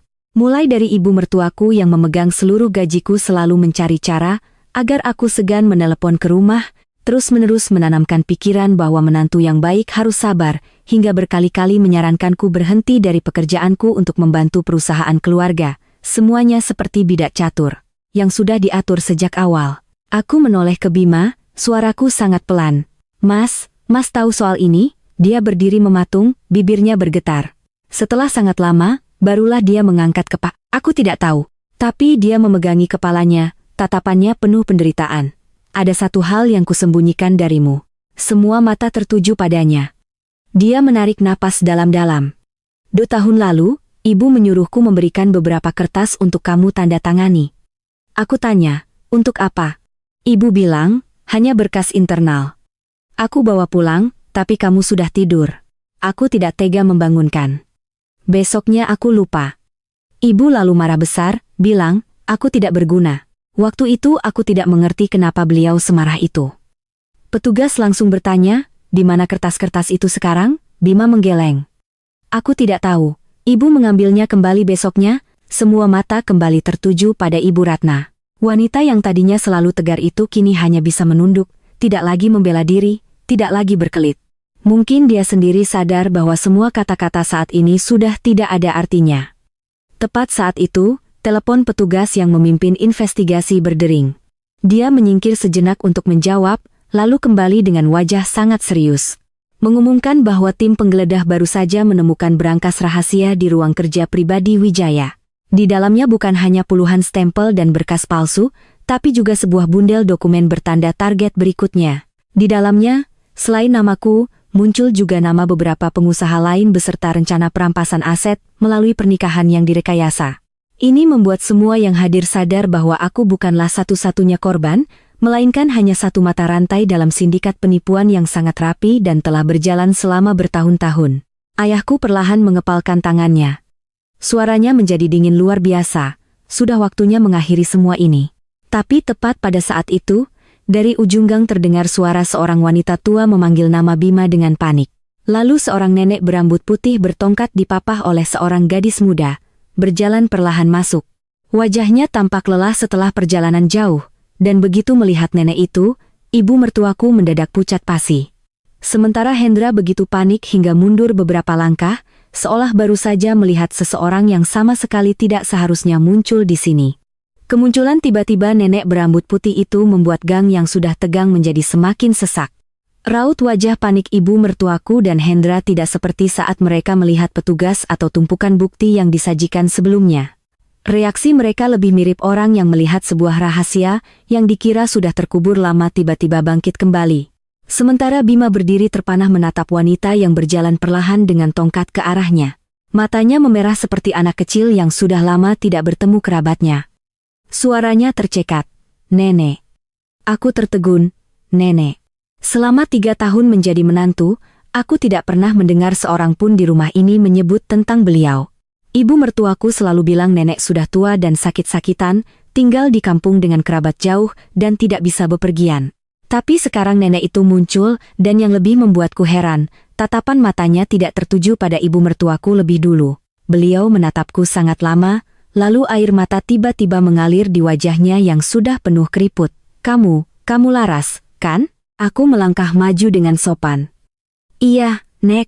Beliau gemetar meraih kedua tanganku. Tangan kurusnya terasa begitu dingin hingga membuat hatiku ngilu. "Kasihan sekali kamu, Nak." "Nenek minta maaf. Ini semua salah, Nenek. Aku belum mengerti apa yang terjadi." Ibu mertuaku sudah berlari maju dengan panik. "Ibu, kenapa ibu kesini?" "Siapa yang membawa ibu?" Nenek perlahan menoleh. Tatapannya yang tadi lembut tiba-tiba menjadi tegas. "Aku datang sendiri. Kalau aku tidak datang, keluarga ini akan terus berbuat dosa." Begitu kalimat itu selesai, seluruh halaman kembali hening. Nenek menoleh ke petugas investigasi. "Pak, ada beberapa hal yang ingin saya sampaikan." Ibu mertuaku nyaris berteriak, "Ibu, jangan, aku mohon, Bu." Tapi nenek hanya menggeleng pelan. Aku sudah terlalu lama diam. Sudah saatnya mengatakan yang sebenarnya. Beliau menoleh pada Kana. Nenyo nenen tu nenoleh penoleh padaku. Matanya penuh penyesalan. "Laras, kamu tahu kenapa ibu mertuamu membencimu sejak hari pertama?" Aku menggeleng pelan. "Hari pertama menjadi menantu, aku tidak pernah membantah, tidak pernah berbuat tidak sopan, tapi ibu mertuaku selalu menatapku dengan penuh prasangka." Nenek perlahan duduk di kursi yang baru saja dibawakan tetangga. Suaranya pelan tapi jelas. "Ratna, ibu mertuamu, sejak kecil selalu merasa rendah diri. Seumur hidupnya dia hanya punya satu keinginan menjadi kaya. Dia pikir hanya dengan uang dia akan dihargai orang lain. Dan cara cepat untuk kaya adalah dengan bergantung pada orang lain." Beliau berhenti terbatuk pelan. Gadis muda yang menemaninya segera memberikan segelas air. Setelah minum sedikit, beliau melanjutkan. "Ketika Bima pacaran denganmu, dia menyelidiki keluargamu, tapi tidak menemukan apa-apa. Dia kira kamu hanya anak dari keluarga biasa. Dia tidak suka. Dia ingin Bima menikahi putri seorang pengusaha untuk menyelamatkan perusahaannya. Sejak kamu masuk ke rumah ini, dia sudah menganggapmu sebagai beban." Aku terdiam. Ternyata sejak awal aku tidak pernah diberi kesempatan untuk diperlakukan dengan adil. Nenek menoleh ke ibu mertuaku, tatapannya penuh kekecewaan. "Tapi yang membuatku paling sakit bukan karena kamu miskin harta, tapi karena kamu miskin nurani." Ibu mertuaku menangis sejadi-jadinya. "Ibu Ratna tahu Ratna salah." Nenek menggeleng. "Tidak, kamu belum tahu. Kalau tahu, kamu tidak akan berbuat sejauh ini." Tepat saat itu, petugas yang memegang berkas tiba-tiba menerima satu bundel dokumen lagi yang baru diantar. Dia membukanya dengan cepat mencocokkan lalu mengangkat kepala menatap nenek. "Permisi, Nek, di dalam berkas ini ada nama nenek. Saya ingin bertanya, apa nenek kenal orang bernama Wijaya?" Mendengar nama itu, nenek memejamkan mata sangat lama. Setetes air mata jatuh karena dia dulu nyaris menjadi menantuku. Semua orang serentak terkejut. Bahkan ayahku pun sedikit mengerutkan kening. Nenek menatap jauh. Lebih dari 30 tahun yang lalu, aku pernah berniat menjodohkan Ratna dengan Wijaya. Dia pandai bicara, tahu cara mengambil hati, tapi ayah Ratna tidak setuju. Almarhum bilang anak itu punya bakat, tapi hatinya tidak lurus. Setelah itu, Ratna bertemu dengan suaminya dan menikah. Wijaya sejak itu sangat benci. Dia selalu bilang suatu hari nanti Ratna akan menyesal tidak menikah dengannya. Seluruh halaman hening, semua orang seolah mulai menyatukan kepingan-kepingan teka-teki dari awal cerita. Ayahku perlahan angkat bicara. Jadi bukan kebetulan dia memilih keluarga ini. Nenek mengangguk. Ratna bodoh. Dia pikir Wijaya membantunya. Dia tidak tahu sejak awal dia juga hanya pion. Ibu mertuaku tiba-tiba mengangkat kepala. Tidak benar. Pak Wijaya bilang dia membantu saya. Dia janji kalau perusahaan sudah melewati masa sulit, dia akan menarik semua berkasnya. Nenek menatap putrinya. Tatapannya penuh kepiluan. Kamu masih belum mengerti. Jika semua ini berhasil, orang pertama yang akan dibuang adalah kamu, orang yang tega menipu sahabatnya sendiri. Bagaimana bisa menepati janji padamu? Ibu mertuaku seolah kehabisan tenaga. Beliau terduduk lemas di lantai, tatapannya kosong. Mungkin baru pada saat inilah beliau menyadari selama bertahun-tahun orang yang paling ia percaya justru adalah orang yang memanfaatkan keserakahannya untuk perlahan-lahan mendorong seluruh keluarganya ke jurang. Tepat saat itu, telepon petugas yang memimpin kasus berdering lagi. Setelah beberapa menit percakapan singkat, dia menoleh ke semua orang dengan wajah serius dan mengumumkan bahwa timnya baru saja menangkap Wijaya saat dia bersiap meninggalkan kota. Tapi yang mengejutkan, saat menggeledah mobilnya, mereka menemukan sebuah koper berisi banyak dokumen rahasia dan sebuah catatan tulisan tangan berjudul Rencana Terakhir Anugerah Sejati. Di dalamnya, selain menargetkan diriku, muncul juga nama ayahku beserta rencana untuk mengambil alih seluruh grup perusahaannya melalui sebuah skandal keuangan besar-besaran. Ini membuktikan bahwa pernikahanku dari awal hingga akhir hanyalah babak pembuka untuk konspirasi yang jauh lebih besar dari apa yang kami bayangkan. Ayahku perlahan berdiri, tatapannya tegas. Beliau tahu pertempuran yang sesungguhnya baru saja dimulai, saat petugas mengumumkan bahwa Wijaya telah ditangkap bersama koper bertuliskan Rencana Terakhir Anugerah Sejati. Aku merasa semua kenangan 3 tahun pernikahanku seperti kepingan kaca pecah, yang perlahan menyatu menjadi sebuah gambaran utuh. Jika sebelumnya aku berpikir semua ini hanya berasal dari keserakahan ibu mertua dan kelemahan suamiku, kini aku mengerti bahwa mereka hanyalah pion yang ditempatkan pada posisi yang tepat di sebuah papan catur yang jauh lebih besar. Sang dalang tidak pernah peduli pada nasib siapapun. Selama tujuannya tercapai, petugas menatap ayahku, Pak Suryo, kami baru saja menerima permintaan dari tim di lapangan. Mereka ingin mengundang Bapak untuk mengidentifikasi beberapa dokumen. Ayahku mengangguk. Saya akan ke sana. Lalu beliau menoleh padaku.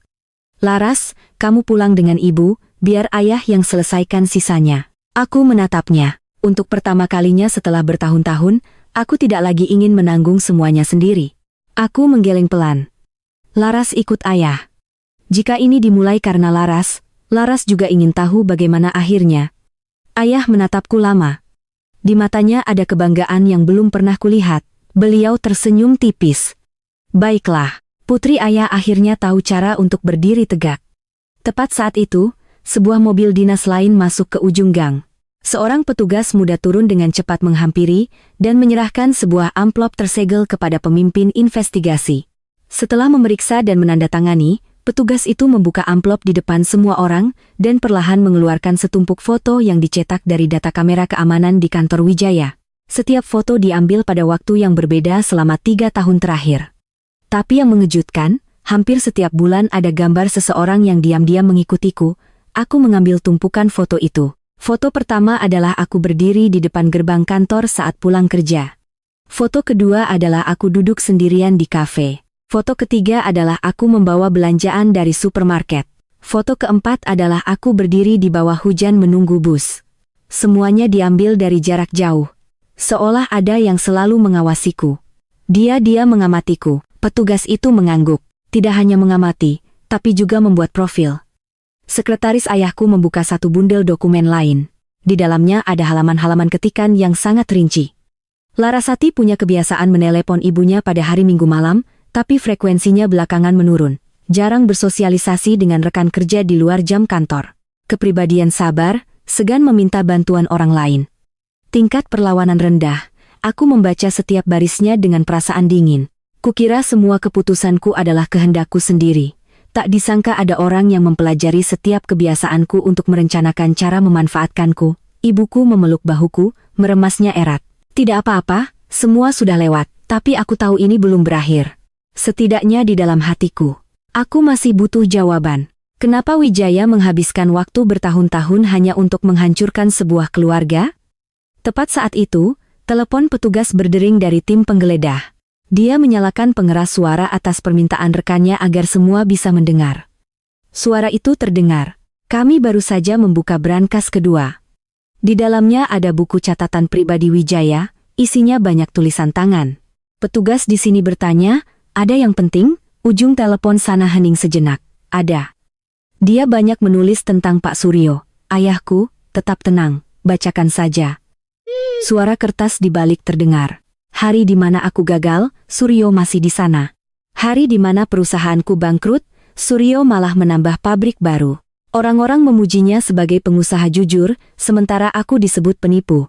Jika aku tidak bisa mengalahkannya dengan kemampuan, maka aku harus membuatnya kehilangan hal yang paling berharga baginya. Suara itu berhenti. Putrinya adalah kelemahan terbesarnya. Begitu anak itu hancur, keluarganya akan berantakan.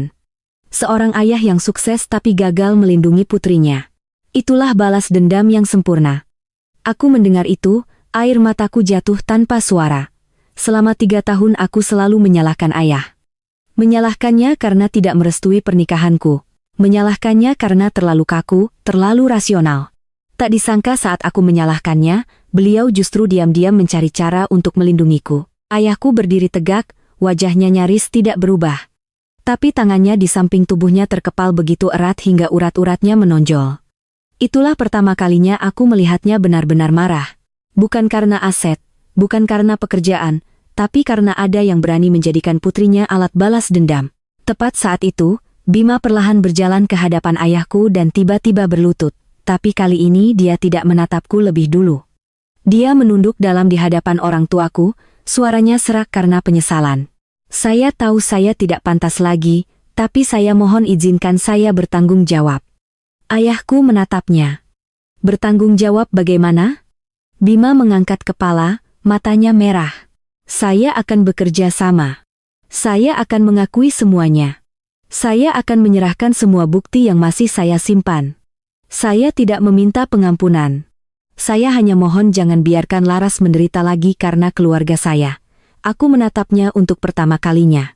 Di matanya aku tidak lagi melihat keraguan, melainkan kesadaran setelah kehilangan segalanya. Saat itu juga telepon sekretaris ayahku berdering. Setelah selesai, dia segera menoleh ke ayahku dengan ekspresi serius namun juga lega yang langka, lalu mengumumkan. Tim IT baru saja memeriksa server perusahaan Wijaya dan memastikan seluruh rencana untuk menjatuhkan Anugerah Sejati belum sempat dieksekusi karena semua bukti sudah disita.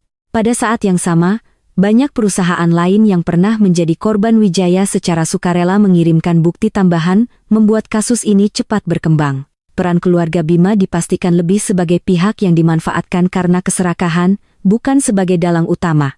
Ini berarti kebenaran akhirnya terungkap dan mereka yang benar-benar berada di balik drama panjang ini akan menghadapi hukum.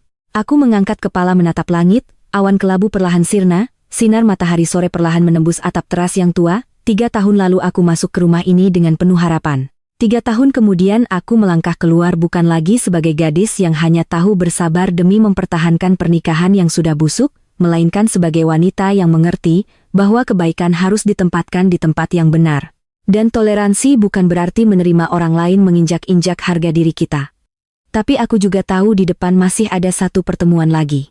Pertemuan dengan Wijaya, orang yang memulai semuanya dan ada utang yang hanya bisa lunas jika dihadapi secara langsung.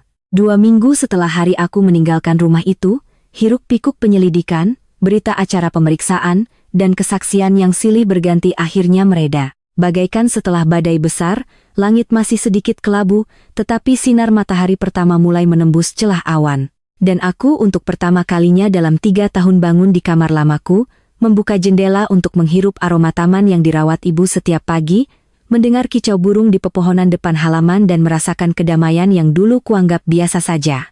Baru setelah kehilangannya, aku mengerti. Rumah bukanlah tempat dengan dinding indah atau perabotan mahal, melainkan tempat di mana kita bisa tidur nyenyak tanpa khawatir besok akan dimarahi atau dihina hanya karena masalah sepele. Ibu meletakkan segelas susu hangat di hadapanku. Hari ini jangan pikirkan apa-apa dulu. Istirahatlah beberapa hari lagi. Aku tersenyum. Laras sudah sehat, Bu. Laras mau kerja. Ibu tertegun kerja. Aku mengangguk. Laras tidak mau di rumah terus. Laras juga tidak mau orang berpikir Laras pulang hanya untuk bergantung pada ayah dan ibu. Tepat saat itu, ayah masuk dari halaman. Di tangannya masih ada koran bisnis yang biasa ia baca setiap pagi. Beliau mendengar kalimat terakhirku, lalu melipat korannya dan duduk di hadapanku. Tatapannya tenang, penuh pengamatan seperti biasa. Jika kamu mau bekerja, ayah setuju. Tapi ayah tidak mau kamu masuk ke anugerah sejati. Aku sedikit terkejut. Kenapa ya? Beliau tersenyum. Karena jika kamu masuk ke sana, orang hanya akan melihatmu sebagai putri presdir, bukan sebagai Larasati. Aku terdiam. Itu juga yang kukhawatirkan. Sejak kecil, ayah selalu mengajariku bahwa sebuah nama baru berharga jika dibangun dengan kemampuan sendiri. Beliau meletakkan sebuah map di atas meja. Ayah sudah meminta seseorang merekomendasikanmu. Terserah kamu mau ambil atau tidak. Aku membuka map itu. Isinya adalah surat panggilan wawancara dari sebuah perusahaan desain interior yang sedang berkembang pesat di Surabaya. Skalanya jauh lebih kecil dari anugerah sejati, tapi terkenal dengan lingkungan kerja yang profesional dan transparan. Yang lebih mengejutkanku, di bawah surat itu hanya tertera namaku. Tanpa embel-embel apapun tentang latar belakang keluargaku, aku mengangkat kepala menatap ayah. Beliau mengangguk pelan. Jika kamu ingin membuktikan sesuatu, pergilah sendiri, ayah tidak akan menelepon siapapun untukmu, aku tersenyum. Kali ini Laras akan melakukannya sendiri, ayah menatapku, di matanya terpancar ketenangan yang sudah lama tidak kulihat. Sore itu aku menyetir mobil lamaku yang tersimpan di garasi sejak sebelum menikah menuju perusahaan baru itu untuk wawancara. Aku tidak membawa kartu nama ayah juga tidak menyebut-nyebut keluargaku. Karena aku ingin sekali lagi memulai sebagai orang biasa menggunakan pengetahuan, pengalaman, dan apa yang telah kupelajari selama bertahun-tahun untuk meraih kesempatan dengan kemampuanku sendiri.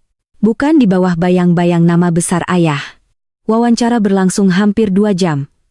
Mereka bertanya banyak tentang keahlian teknis, cara mengatasi krisis, dan pengalaman kerja tim. Lalu tiba-tiba seorang direktur bertanya, jika dalam pekerjaan ada yang sengaja mencuri hasil kerjamu, apa yang akan kamu lakukan? Aku terdiam sejenak lalu menjawab, dulu saya akan bersabar. Saya pikir asalkan saya bekerja dengan baik, orang lain akan mengerti. Tapi sekarang saya akan melindungi hak saya dengan terus terang dan dengan bukti. Mengalah adalah pilihan, bukan kewajiban. Direktur itu tersenyum, tidak bertanya lagi. Ketika aku keluar dari ruang rapat, ponselku bergetar. Nomor Ibu Rina. Halo, Bu, ada apa? Suaranya terdengar berat. Laras. Ibu pikir kamu perlu tahu. Ibu mertuamu sudah menjual rumahnya. Aku terpaku. Menjual? Iya, perusahaannya bangkrut, asetnya disita bank, rumahnya juga tidak bisa dipertahankan. Aku terdiam lama. Di kepalaku terbayang wanita yang pernah berdiri di halaman rumah itu, sambil menunjuk-nunjuk wajahku yang pernah bilang aku tidak pantas masuk ke keluarganya, yang menganggap rumah kecil itu sebagai kebanggaan terbesarnya. Tak disangka, dalam waktu kurang dari sebulan segalanya berubah. Ibu Rina melanjutkan, kemarin ibu bertemu dengannya, dia tampak jauh lebih tua. Katanya setiap hari dia hanya duduk di depan gerbang, memandangi rumah itu, lalu menangis. Aku memejamkan mata. Entah sejak kapan, di hatiku tidak ada lagi kebencian, hanya ada rasa sesal. Jika saja dulu beliau memperlakukanku dengan sedikit saja kasih sayang, mungkin keluarga itu tidak akan hancur. Tepat saat aku akan menutup telepon, Ibu Rina teringat sesuatu. Oh, iya, satu lagi. Bima mencarimu. Aku sedikit tertegun. Mencariku? Iya, dia datang beberapa kali. Tapi karena tahu kamu tidak mau bertemu, dia hanya menitipkan sebuah amplop lalu pergi. Malamnya saat aku pulang, ibu memberikan amplop putih yang dititipkan sejak sore. Di bagian depan hanya tertulis, Untuk Laras dari seseorang yang terlambat belajar menjadi suami. Di dalamnya bukan kata-kata permohonan atau pembelaan seperti yang kuduga, melainkan sebuah surat cerai yang sudah ditandatangani Bima, beserta semua dokumen yang menyatakan dia secara sukarela, melepaskan semua tuntutan harta, dan sepucuk surat tulisan tangan sepanjang hampir 10 halaman. Di dalamnya, dia mengakui semua saat di mana dia memilih diam karena pengecut, meminta maaf karena tidak melindungi istri yang pernah ia janjikan akan ia jaga seumur hidup. Sekaligus mengatakan bahwa dia akan menghabiskan sisa hidupnya untuk merawat neneknya dan memulai hidup baru dengan tenaganya sendiri. Karena baru setelah kehilangan segalanya, dia mengerti. Hal paling berharga yang pernah ia miliki bukanlah rumah, perusahaan, atau uang, melainkan wanita yang diam-diam berdiri di belakangnya selama 3 tahun yang tidak cukup berani ia pertahankan. Aku melipat surat itu dan meletakkannya di meja. Di luar jendela, angin sepoi-sepoi bertiup. Untuk pertama kalinya aku tidak menangis, karena aku tahu ada perpisahan yang bukan akhir dari sebuah cinta, melainkan awal dari kehidupan yang baru. Tapi tepat saat aku akan menyimpan amplop itu, sebuah foto kecil jatuh dari sela-sela kertas. Itu adalah foto diriku dan Bima saat kencan pertama kami di Yogyakarta bertahun-tahun lalu. Di belakang foto itu hanya ada satu baris tulisan dengan goresan yang sudah luntur karena air mata. Jika ada kehidupan lain, aku akan belajar untuk membelamu sebelum belajar menjadi orang sukses. Setelah membaca surat Bima, aku tidak bisa tidur. Bukan karena masih merindukan pernikahan yang telah hancur, melainkan karena untuk pertama kalinya setelah bertahun-tahun, aku sadar bahwa ada kehilangan yang tidak dimulai pada hari 2 orang menandatangani surat cerai, juga tidak berakhir pada hari masing-masing menempuh jalan yang berbeda. Kehilangan itu sesungguhnya telah terbentuk diam-diam dari setiap kebisuan di hadapan ketidakadilan, dari setiap pilihan untuk menghindar daripada melindungi orang yang dicintai, dari kalimat-kalimat yang terdengar sepele seperti sudahlah, sabar saja sama ibu atau jangan dibesar-besarkan. Karena hal-hal kecil itulah yang setiap hari mengikis kepercayaan seorang wanita hingga cinta hanya tersisa cangkang kosong, tidak lagi cukup kuat untuk menahan 2 orang untuk tetap bersama. Pagi berikutnya, aku menyeduh teh dan membawanya ke taman belakang rumah. Ayah sudah ada di sana sejak pagi, sedang merapikan pot-pot saya yang dulu jarang sempat ia rawat. Melihatku, beliau tersenyum. Semalam tidak bisa tidur, aku duduk di hadapannya. Laras membaca surat Bima. Ayah meletakkan gunting tanamannya. Kamu masih sedih? Aku berpikir lama lalu menggeleng pelan. Tidak, hanya merasa sayang. Sayang pada tahun-tahun yang telah kuoba pertahankan. Ayah tersenyum, tahu merasa sayang. Itu tandanya kamu sudah dewasa. Beliau menuangkan secangkir teh untukku, suaranya hangat. Manusia pasti pernah salah memilih. Yang penting setelah salah, apa punya keberanian untuk melangkah maju atau tidak? Aku menatap ayah. Laras akan melangkah maju. Kali ini Laras tidak akan lari lagi. Ayah mengangguk, matanya penuh kebanggaan. Itulah pertama kalinya setelah bertahun-tahun aku merasa benar-benar telah dewasa. Bukan karena usia, tapi karena aku telah belajar menghadapi luka-lukaku sendiri. 3 hari kemudian, aku resmi menerima surat penerimaan kerja dari perusahaan yang kuwancarai sebelumnya. Gajinya tidak setinggi posisiku yang dulu. Lingkungannya juga benar-benar baru. Tapi yang paling membuatku bahagia bukanlah angka di kontrak, melainkan catatan kecil di bagian akhir dari Direktur HRD. Kami merekrut Anda karena kemampuan dan sikap kerja Anda, bukan karena hubungan apapun. Aku memegang kertas itu sambil tersenyum lama. Mungkin inilah hadiah terbesar setelah semua badai yang telah berlalu. Hari pertama bekerja, aku datang hampir setengah jam lebih awal. Kantor masih sepi. Aku berinisiatif menyapa setiap orang, berkenalan dengan rekan-rekan baru. Tidak ada yang tahu aku putri Presiden Direktur Grup Anugerah Sejati. Tidak ada yang tahu aku baru saja melewati pernikahan yang penuh gejolak. Di sini aku hanyalah Larasati, seorang karyawan baru dan itu membuatku merasa sangat lega. Minggu-minggu pertama berlalu cepat. Aku seolah menenggelamkan diri dalam pekerjaan. Malam hari di rumah, aku membaca materi tambahan belajar perangkat lunak baru. Ada kalanya aku terjaga hingga jam pagi hanya untuk menyempurnakan sebuah desain. Ibu melihatku dengan cemas. Nak, kamu terlalu keras bekerja. Aku tersenyum. Sekarang Laras bekerja untuk diri sendiri, Bu, bukan untuk orang lain lagi. Ibu tidak berkata apa-apa, hanya diam-diam meletakkan segelas susu hangat di mejaku seperti saat aku masih kuliah dulu. Sebulan kemudian, proyek pertama yang kutangani mendapat penilaian sangat tinggi dari klien. Dalam rapat, Direktur berdiri di hadapan seluruh karyawan. Orang yang memberikan ide yang mengubah proyek ini sepenuhnya adalah Laras. Tepuk tangan membahana. Aku berdiri sedikit membungkuk. Saat itu aku tidak lagi memikirkan masa lalu, tidak lagi memikirkan hinaan yang pernah kudengar. Aku hanya tahu setiap usaha pada akhirnya akan dilihat.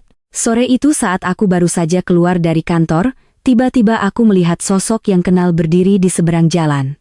Tubuhnya jauh lebih kurus, kulitnya lebih gelap terbakar matahari. Dia mengenakan seragam pekerja bangunan yang sudah usang, kedua tangannya penuh goresan yang belum sembuh.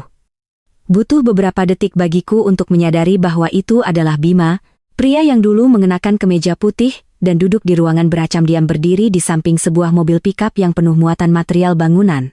Dia tidak mendekat, hanya berdiri dari jauh menunggu sampai aku melihatnya, lalu mengangguk pelan. Aku menyeberang. Jarak kami hanya beberapa langkah, tapi rasanya lebih jauh dari kapanpun. Dia tersenyum. Senyum yang sangat tulus. "Kamu sehat?" Aku mengangguk. "Mas sendiri." Dia melihat tangannya yang kasar. "Aku baik-baik saja. Perusahaan lama sudah bubar. Aku melamar jadi teknisi di sebuah tim kontraktor. Gajinya tidak banyak, tapi cukup untuk hidup." Aku terdiam. Dia melanjutkan. "Nenek tinggal bersamaku, kesehatannya sudah membaik." Dia berhenti sejenak, sulit sekali untuk melanjutkan. Ibu sekarang menyewa kamar kos kecil. Setiap pagi jualan nasi uduk, hidupnya berat, tapi mungkin itu harga yang harus dibayar. Aku menatapnya, di mataku tidak ada lagi dendam, juga tidak ada cinta, hanya ada ketenangan. Dia mengeluarkan sebuah kotak kayu kecil dari sakunya.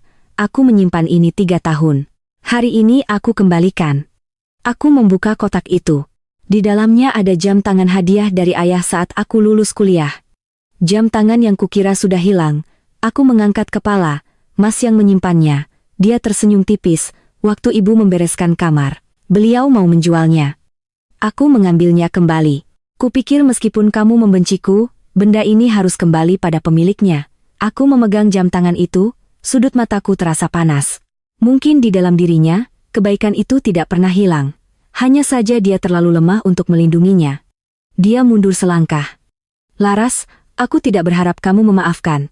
Aku hanya berharap kelak kamu akan benar-benar bahagia." Aku menatapnya tersenyum tipis. "Terima kasih, Mas. Karena akhirnya Mas sudah belajar untuk hidup dengan benar." Dia mengangguk, berbalik, dan melangkah pergi. Kali ini aku tidak memanggilnya karena ada orang yang terlahir untuk menemani dan ada juga orang yang muncul hanya untuk memberi kita pelajaran yang cukup besar sebelum pergi dari kehidupan kita. Aku berdiri lama menatap punggung Bima yang perlahan menghilang di ujung jalan yang bermandikan cahaya senja. Di dalam hatiku tidak ada lagi sedikit pun rasa benci. Karena aku mengerti hukuman terbesar bagi seseorang bukanlah kehilangan uang atau jabatan, melainkan harus hidup selamanya dengan penyesalan karena telah menyia-nyiakan orang yang pernah mencintainya dengan tulus. Dan hadiah terbesar yang diberikan kehidupan untukku setelah badai itu adalah aku telah menemukan kembali diriku sendiri. Menemukan kembali harga diri dan keberanian untuk memulai babak baru tanpa lagi terbelenggu oleh masa lalu. Waktu punya cara yang aneh untuk menyembuhkan luka yang pernah kita kira tak akan pernah sembuh. Hampir setahun sejak aku melangkah keluar dari rumah kecil di gang sempit itu dengan koper butut dan mata bengkak karena menangis semalaman, hidupku telah berubah dengan cara yang tak pernah kubayangkan. Bukan karena aku menjadi lebih kaya atau lebih sukses, tapi karena untuk pertama kalinya setelah bertahun-tahun aku bisa hidup sebagai diriku sendiri. Bekerja dengan penuh semangat, pulang ke rumah tanpa rasa cemas akan mendengar omelan, makan malam di tengah tawa orang tua, bukan di bawah tatapan sinis. Dan yang terpenting, aku belajar mencintai diriku sendiri sebelum mengharapkan orang lain mencintaiku. Pagi di awal musim hujan, aku menerima surat pengangkatan sebagai ketua tim desain. Tak ada seorang pun di kantor yang tahu bahwa setahun yang lalu aku adalah wanita yang harus meminta uang dari gajinya sendiri. Saat direktur menyerahkan surat itu, dia hanya berkata, "Laras, kami memilihmu karena kamu selalu datang paling awal dan pulang paling akhir." Aku tersenyum. Saat itu aku teringat ayah. Beliau pernah bilang tidak ada kesuksesan yang instan. Ternyata beliau selalu benar. Sore itu aku pulang. Begitu masuk gerbang, kulihat ayah sedang menyiram tanaman, ibu sedang memangkas bunga kertas. Pemandangan sederhana itu membuatku tersenyum. Ayah melihatku. "Ada kabar baik hari ini." Aku memberikan surat pengangkatanku. Beliau membacanya perlahan lalu melipatnya, tidak memuji, tidak memelukku. hanya menepuk bahuku pelan. Bagus, tapi jangan cepat puas. Aku tertawa. Itulah ayah. Selalu hemat kata. Tapi setiap ucapannya kuingat lama. Ibu berbeda. Beliau memelukku erat. Putri ibu hebat. Hari ini ibu masak semua makanan kesukaanmu. Aku memeluk ibu menghirup dalam-dalam aroma khas di bahunya.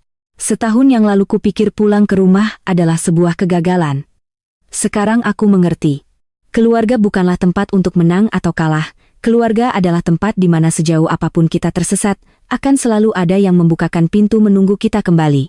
Seminggu kemudian, atas undangan pemerintah daerah, aku dan orang tuaku menghadiri peresmian sebuah perpustakaan umum yang dibangun dari donasi berbagai perusahaan. Perusahaan tempatku bekerja turut menyumbang desain interior gratis. Sementara anugerah sejati milik ayah hanya menyumbang material dan beasiswa untuk anak-anak miskin tanpa mencantumkan nama perusahaan di proyek manapun. Karena ayah selalu berkata, perbuatan baik baru bermakna jika dilakukan untuk menolong bukan untuk dipuji. Acara hampir selesai. Aku tak sengaja melihat sosok yang kukenal, ibu mertua lamaku. Beliau mengenakan kebaya sederhana berwarna coklat. Rambutnya jauh lebih banyak uban.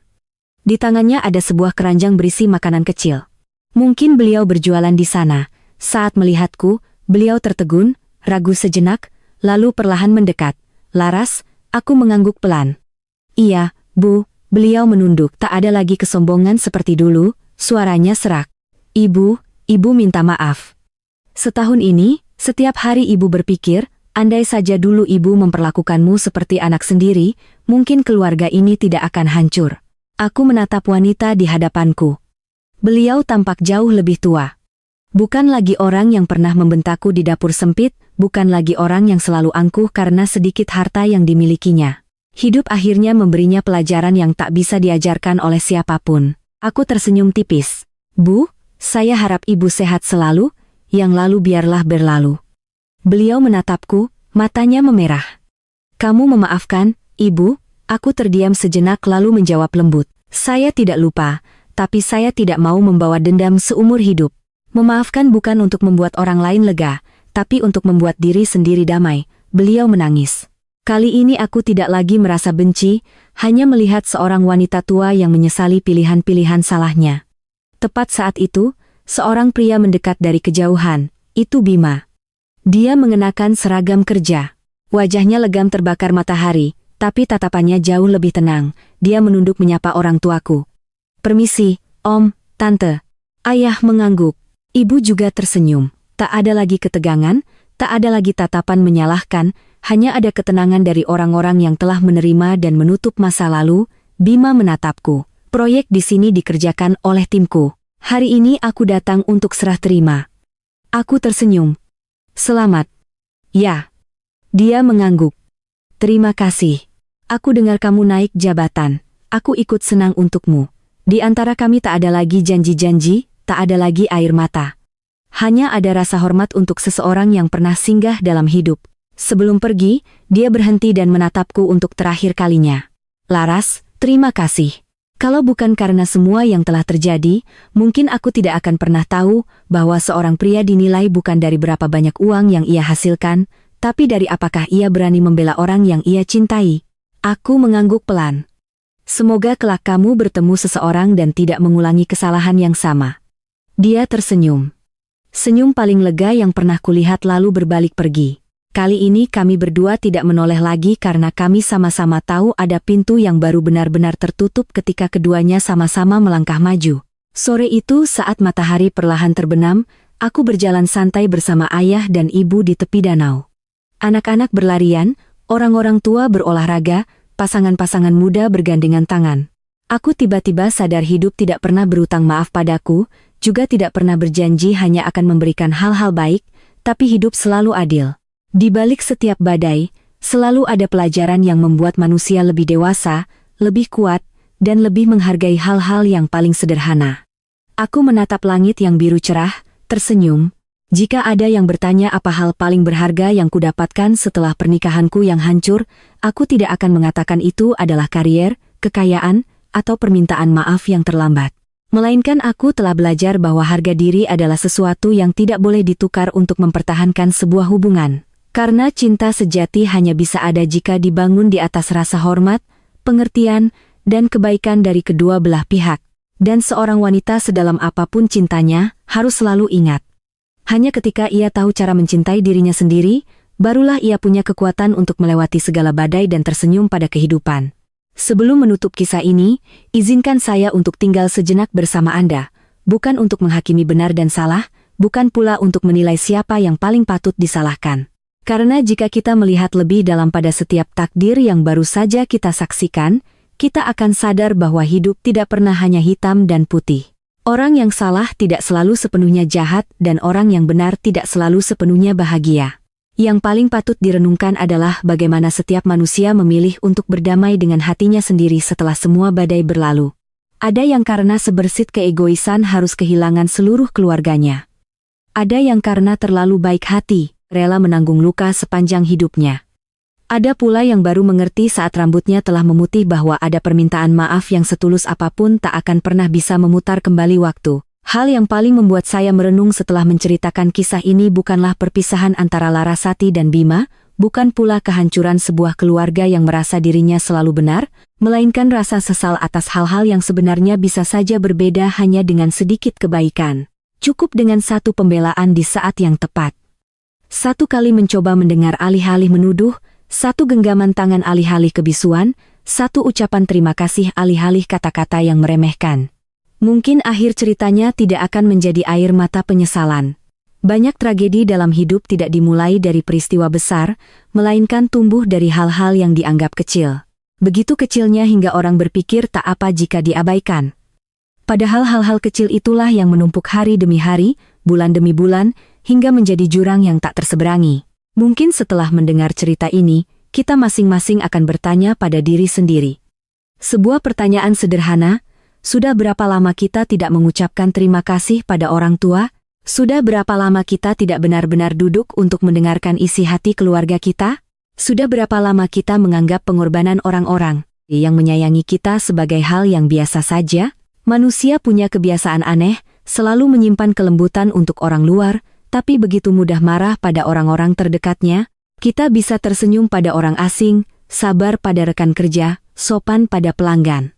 Tapi begitu mudah melontarkan kata-kata menyakitkan pada orang tua, pada istri, pada suami, pada anak-anak, hanya karena kita pikir mereka akan selalu ada di sana untuk memaafkan. Sampai suatu hari rumah itu masih ada, tapi meja makan tak lagi ramai. Kursi itu masih di tempatnya, tapi orang yang duduk di sana telah tiada. Saat itulah, kita baru mengerti ada hal-hal yang jika sudah hilang tak akan pernah bisa kembali lagi. Dalam hidup ini, uang memang penting, tapi uang tidak bisa membeli suasana makan malam keluarga yang penuh tawa. Jabatan memang berharga, tapi jabatan tidak bisa menggantikan pelukan seorang ibu saat kita lelah. Rumah megah adalah impian semua orang.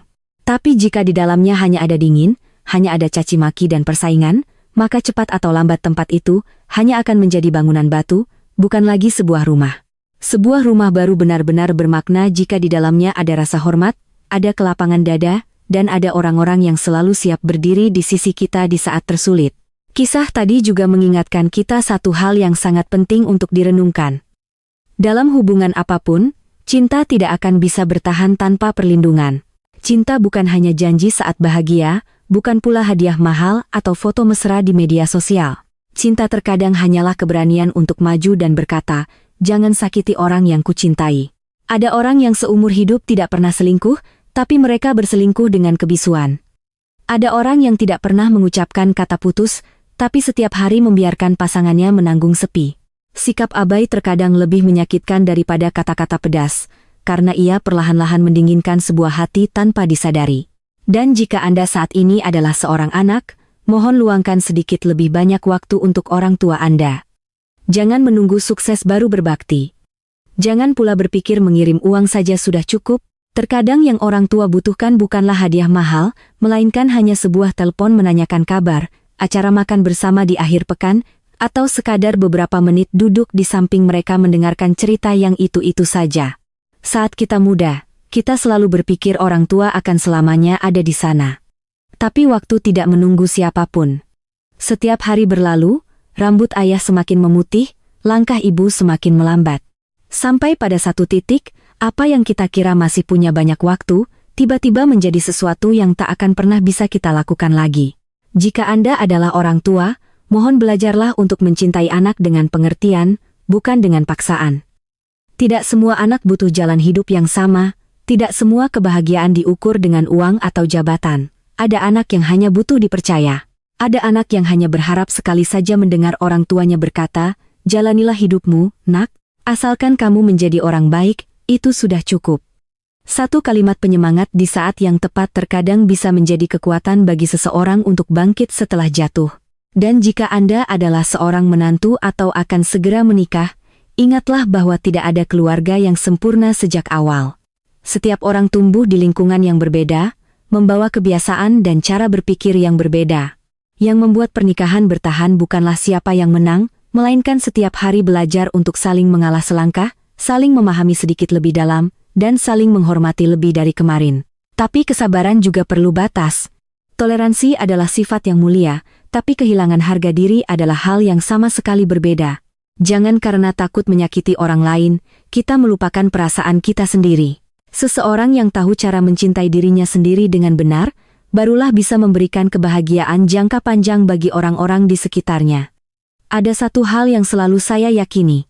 Hukum karma dalam kehidupan tidak selalu datang dalam bentuk musibah besar. Terkadang karma hanyalah perasaan damai saat kita tidur di malam hari, setelah menjalani hari dengan baik atau rasa sesal yang diam-diam menggerogoti saat kita tahu telah menyakiti orang yang tidak bersalah. Ada yang menjadi kaya dengan cepat tapi kehilangan rasa hormat dari anak cucunya.